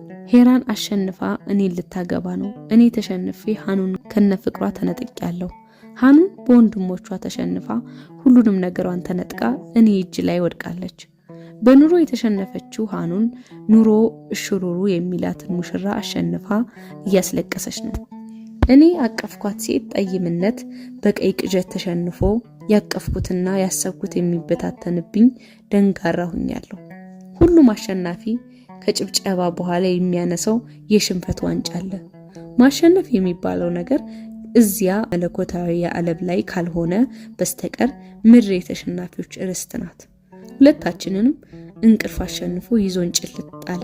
ጠዋት ስንነሳ ሄራን አይኔን ማየት አፍራ ነበር። ቁርስ ልጋብዝሽ አልኳት ዝቅ ባለ ድምጽ። እሺ አለችኝ። ሰውን ሁሉ ምን ነካው? እሺ ብቻ። ቁርስ እየበላን ሳህኗ ላይ አቀርቅራ እንዲህ አለችኝ። አይኗ ካንተ ላይ አይነቅልም፣ እንስፍስፍ ብላ ነው የምታይ። አውቃለሁ ሰው ሲያፈቅር ምን እንደሚሆን፣ በተለይ ሴት ስታፈቅር ታፈቅራለች። ማንም ሴት ብትሆን የእኔ ያለችው ወንድ በሌላ ሴት ተፈቅሮ ማየት ግማሽ ስጋት ነው። ሳትቢልህ እምቢ የምትል አይነት አይደለችም። እናም የቀረበው ቁርስ ንክች ሳታደርገው ገፋ አደረገችው። ሄራን የበላይነቷን ለማሳየት በሃኑን ላይ የማታደርገው ነገር አልነበረም። የሚገባኝ እኔ ብቻ ነበርኩ። ሃኑን ራሷ ይሄማ ወደር የሌለበት በጎነት ነው ልትለው የምትችለውን ድርጊት አይኔን እፍኜ የሄራን ሰይጣናዊ ቅጣት እንደሆነ መናገር እችላለሁ። እንደ አይኔ ብሌን ነበር ሃኑን የምጠብቃት። አንድ ቀን ሰርጋችንን ሲቃረብ ሄራን ሃኑንን ስራ ታግዘን በዛውም ብቻዋ እንዳይደብራት እኛ ጋር ትሁን በሚል ሰበብ እቤታቸው ወሰደቻት። የሄራን እህቶች የእኔ ሁለት ጓደኞች ለሚዜነት ሽርጉድ የሚሉ ቤቱ ሞልተን እናወራለን። ሄራን ድንገት አንድ ጂንስ ሱሪ አንጠልጥላ ሃኑን ነይ ይህን ለኪው እስኪ፣ ብዙም አልለበስኩትም ጠቦኝ ነው፣ ክሽ ከሆነ ተወስጇለሽ አለቻት በሰው ፊት። አሮጌ ሱሪዋን ለሃኑን በመመጽወት የበላይነቷን ለማሳየት ያደረገችው መሆኑን በደንብ ነው የገባኝ። ምንም ነገር በፍቅር ቢያደርጉት ነውር አይደለም። እንዲህ አይነት ጋጥ ወጥነት ግን ያቅለሸልሻል። የሃኑን ሻንጣ ተከፍቶ እጅ እንዳመጣ ቢላክ ሄራን እንደ ቅርስ የምትኮራበትን አይነት 10 ጂንስ ሱሪ የሚገዛ የቱርክ ቀሚስ ተመዞ ይወጣል። ነውረኛ። እኔና ሄራን እንዲህ ባይጥና ድመት ድብቆሽ ላይ ሆነን ድል ባለ ሰርግ ተጋባን። እኔ ባልፈልግም ሄራን ጠርታት ስለነበር ሃኑን ሰርጌ ላይ ተገኘች። ይህም አንዱ ቅስ መስበሪያ መሆኑ ነው። የሄራን አስቀያሚ ፖለቲካ እንዲያውም እህቶቿ ሆነ ብለው ሃኑን ከሌሎች ወንዶች ጋር ለማቀራረብ ሲሞክሩ ከሙሽራ ወንበሬ ላይ ሆኜ በጭፈራው መሃል እታዘብ ነበር።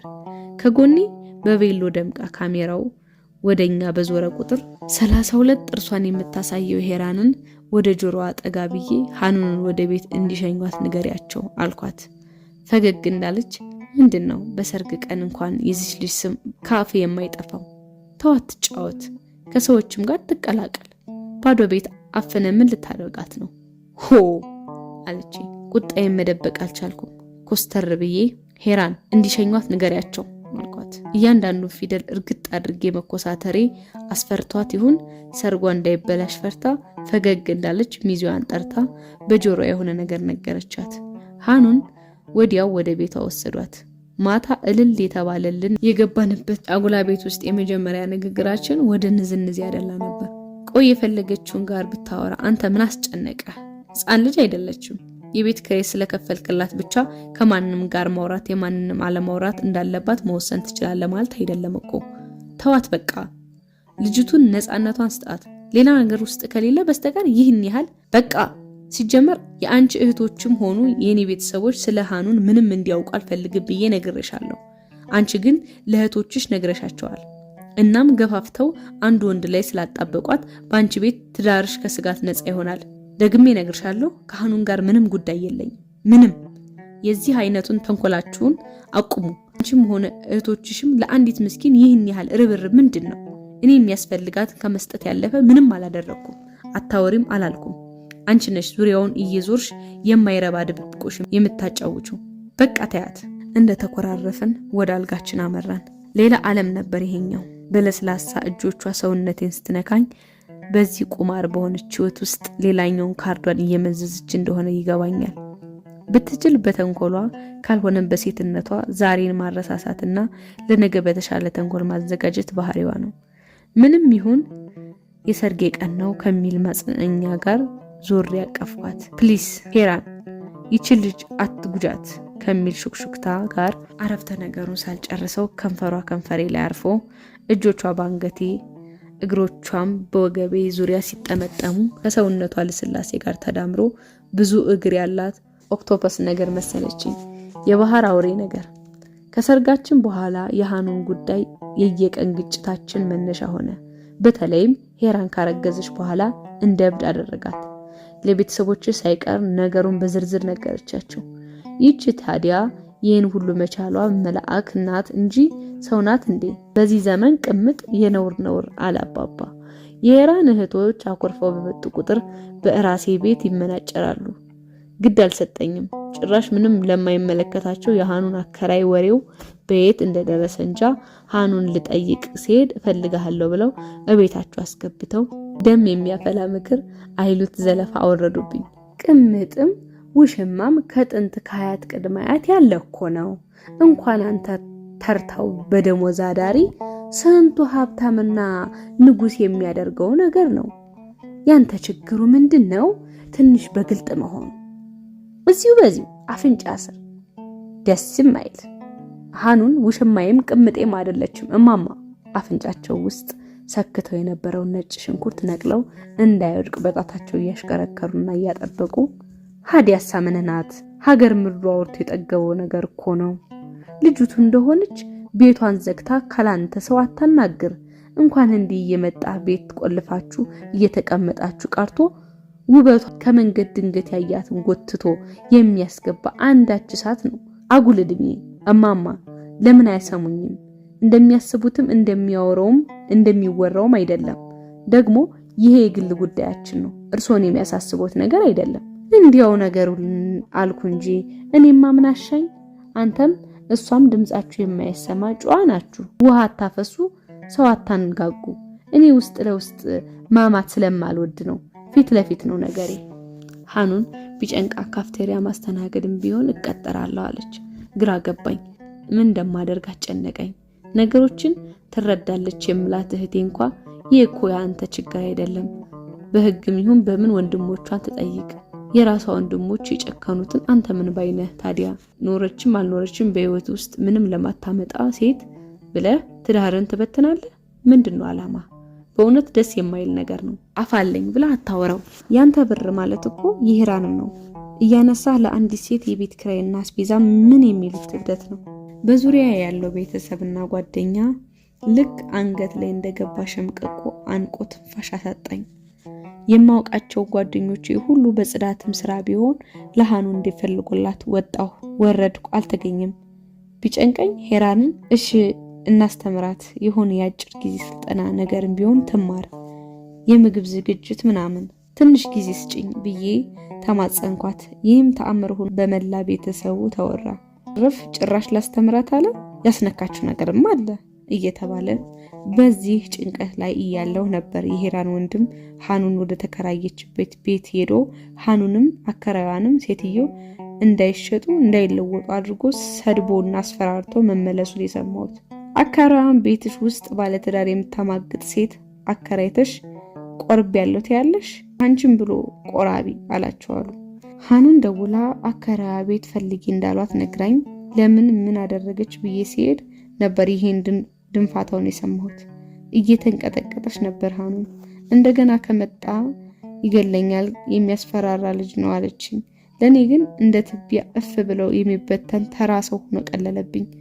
እቤቱ ድረስ ሄጄ አልኩበት።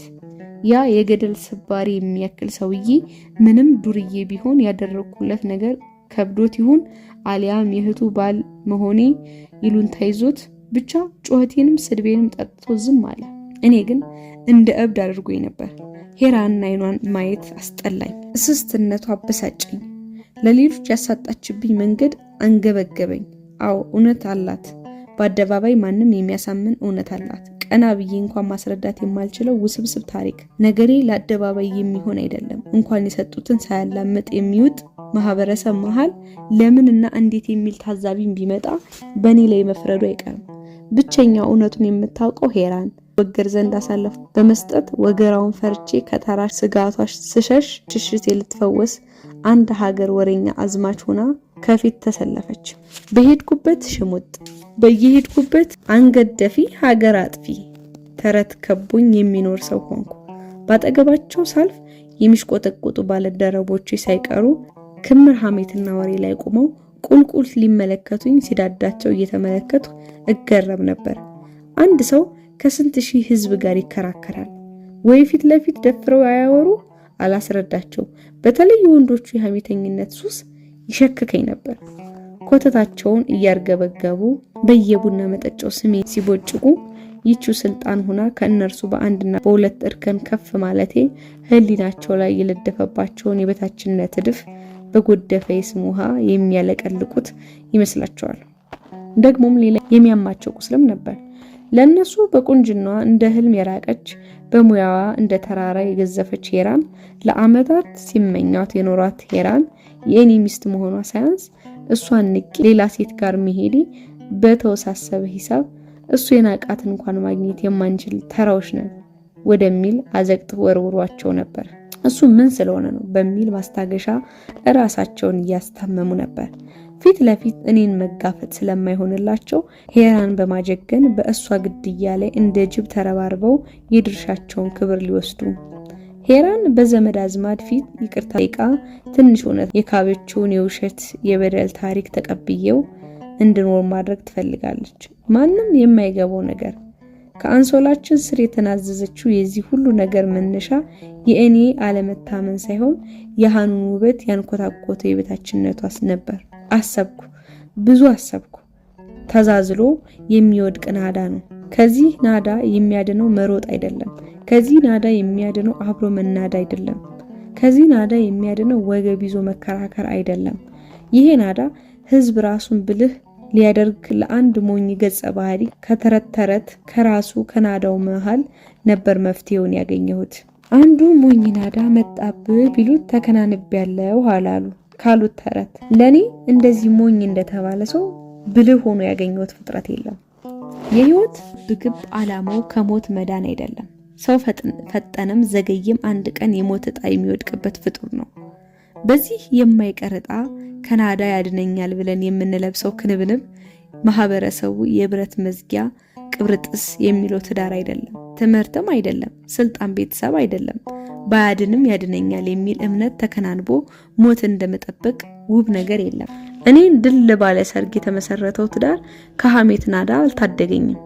ያንን ኢዮብ የሚባል ቦዘኔ የአመታት የድብድብ ታሪኩና ጡንቻው ከኔ የቁጣ ናዳ አላዳነውም።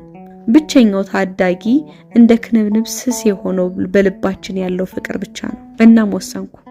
ለየትኛውም የማህበረሰብ እንቶ ፈንቶ የይሉኝታ ህግ አልኖርም። ማን ለኔ ኖረ? ቀሪ ዘመኔን ከናዳው ባያተርፈኝም እንኳ የፍቅር ክንብንቤ ውስጥ ብቻ አሳልፋለሁ። ያ ክንብንብ ደግሞ የት እንዳለ ጠንቅቄ ያውቀዋለሁ፣ እንዴት እንደምለብሰው ጭምር። ወደ ዋናው መስሪያ ቤት ሄድኩና አለቃዬ እንዲህ አልኩት፣ ቅያሪ እፈልጋለሁ ወደ ክፍለ ሀገር ወደ ባህር ዳር እባክህ ተባበረኝ። ከአዲስ አበባ ወደ ባህር ዳር? አዎ። ማንም እንዲህ አይነት ዝውውር ጠይቆ አያውቅም። እዚህ ያሉት ይህን ቢሰሙ በቅምጤ ነው የሚሉት።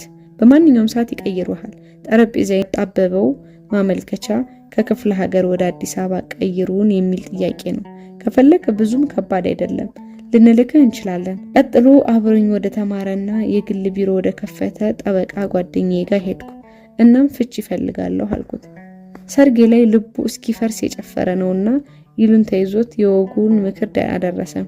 ትንሽ ብታገስ ትነጋገሩ እንኳን ባልና ሚስት ምንትስ ይጋጫል። እንደ ጠጠር በሚፈናጠሩ የምክር ናዳዎቹ እንደ ዝንብ ከፊቴ እሽ ብዬ የፍቺ ወረቀት አጻፍኩ። ገና በቅጡ 2 ዓመት ያልሞላ በሽተኛ ትዳሬን ሙሉ ዘመኔን እንደ ጋንግሪን ከመበከሉ በፊት ቆርጬ ለመጣል ወሰንኩ።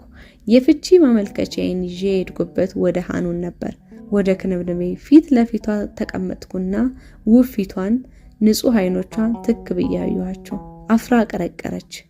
ሃኑን ኤኝ ቀና ብለሽ ኤኝ አፈቅርሻለሁ። መጀመሪያ ቡና አልታደርሽልኝ ወደ ቤቴ ከገባሽበት ቀን ጀምሮ እስካሁን ልቤ ላይ ያለሽው አንቺ ብቻ ነሽ።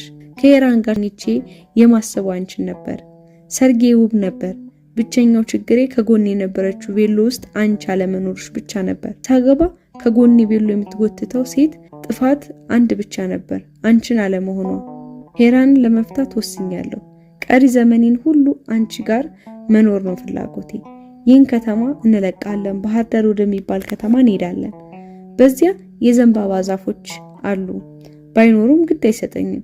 በዚያ ከአመት እስከ አመት የማይነጥፍ ውሃ አለ፣ ባይኖርም ግድ አይሰጠኝም። በዚያ እንደ ናዳ ቁልቁል የሚወርድ ፏፏቴ አለ። አብረን እንሄዳለን፣ አብረን እንኖራለን። ይሄ የማንንም ሰልጥኛለሁ ባየ ውሸት በራስ መተማመን ከአፈር የቀላቀለ ውብ ፊትሽን በየቀኑ ያለው። ልክ እንደዚህ አይነት ውብ ፊት ያላቸው ልጆች እንወልዳለን። በዘንባባዎቹ ስር ድክ ድክ ይላሉ፣ በደረሰው ውሃ ይንቦጫረቃሉ። ስለወሰንኩ አትፍሪ። ትዳር ብዬ ለገባውበት ነገር መፍረስ የአንቺ እጅ የለበትም። ካለበትም እንኳን ኖረበት። ካገባሁም በኋላ እንዳልነካውሽ አንቺ ምስክር ነሽ። ለትዳሬም ታማኝ እንደነበርኩ አንቺ ብቻ ምስክር ነሽ። በእኔና አንቺ መሃል እውነት አለ። ልታምኚኝ የምትችይ ሴት አንቺ ብቻ ነሽ። ነፍሴ ከሚያምናት ልብ ስር እንጂ ከሚያስገድዳት ክንድ ስር መንበርከክ አታውቅበትም። የሌለሽበትን አንቺን ለመከላከል ሲፍገመገሙ የራሳቸውን ሚዛን መጠበቅ አቅቷቸው ለወደቁ ሁሉ አንዳችም ጸጸት እንዳይሰማሽ። አፈቅርሻለሁ። ሰው መስለው ይህን እውነት ሰውቼላቸው ነበር። አይገባቸውም። ሃኑን እንባዋ በጉንጯ ላይ እየወረደ ዝም ብላ ስታዳምጠኝ ቆየችና ለመጨረሻ ጊዜ ስልክ ከዘጋው በኋላ ይህን ሁሉ ጊዜ አንተን እያሰብኩ የታመምኩትን አላህ ነው የሚያውቀው። አንተ ከወጣህ በኋላ ስንት ሌሊት በመስኮቴ ቆሜ ባዶውን ወደ ተቀመጠው ቤትህ እንዳፈጠጥኩ አነጋው። እንደምወድህ ለማንም አልተናገርኩም። ማንስ ይሰማኛል? አባባ ሊሞት ሲያጣጥር ወደ ጆሮዎቹ ተጠግቼ እንደምወድህ ነገርኩት። ይስማኝ እኔ እንጃ። አባባ አንድ ነገር ቢሆን አንተን ፍለጋ የትም እንደሚሄድ ነገርኩት። አፉ በለኝ አልኩት። ወንድሞቼ ባያባረሩኝም አንተን ፍለጋ መምጣት አይቀርም ነበር። ልቤን እፈራው ነበር። አንድ የስልክ ጥሪ አባባን ጥዬው እንድመጣ ሊያደርገኝ ይችላል ብዬ እፈራ ነበር። ከድምጽ ሸሸው። በዚህ ሁሉ አስቀያሚ ውጥንቅጥ ውስጥ ረጂና ተረጂ ሆንን። የተቀመጥኩት እጄን ከማየው በላይ አይንህን በየቀኑ ለማየት ነው። ትናፍቀኛለህ። አሁን እዚህ ተቀምጠ እንኳን ትናፍቀኛለህ። እወድሃለሁ፣ አውቃለሁ። ሁሉንም ነገር ቶሎ ጨርሼ እንሄዳለን፣ እንጋባለን ኢንሻአላህ። በተጠቀለለ የፍቺ ማመልከቻ ታፋይን እየተመተምኩ ወደ መኪናዬ ሲሄድ ዞር ብዬ ተመለከትኩ። ሃኑን የእኔ ውብ መልአክ በሩን ተደግፋ ከኋላ ትመለከተኛለች። አይኖቿ ውስጥ ስስት አለ። በዘመን ያየሁት እናቴ አይኖቿ ውስጥ ነበር። ፈገግ አልኩላት። ፈገግ አለች። ፈገግታዋ ውስጥ እርካታ ከነሙሉ ክብሩ ነግሷል። በብልጣብልጥነት አልታገለችም። ያደረገችው ብቸኛ ነገር ማፍቀር ነበር። ማፍቀርና ዝም ማለት። ፍቅርና ዝምታ መለኮታዊ ኃይሎች ናቸው። ፈጣሪ የምንፈራው ከተከታዮቹ ብዙ ጩኸት ይልቅ በጥልቅ ዝምታው ሳይሆን አይቀርም። እናም በዝምታ ግርማ ሞገስ ውስጥ ባለ እውነተኛ ፍቅሩ። ዝምታን የሚያሸንፍ ጩኸት ፍቅርንም የሚያንበረክክ ብልጣብልጥነት የለም። በዝምታ አፈቀረችኝ። እናም መላው ዩኒቨርሲቲ በዝምታ ከጎኗ ቆመ። አሁን የፈለገው ናዳ ይውረድ ተከናንቤያለሁ። ተረታቸው ወደፊት ከሚያወርዱብኝ ናዳ ስር ተከናንቤ ለመቆም እኔ የአሽሙር ቀብድ ነው። ክፍል 6 ተጠናቀቀ።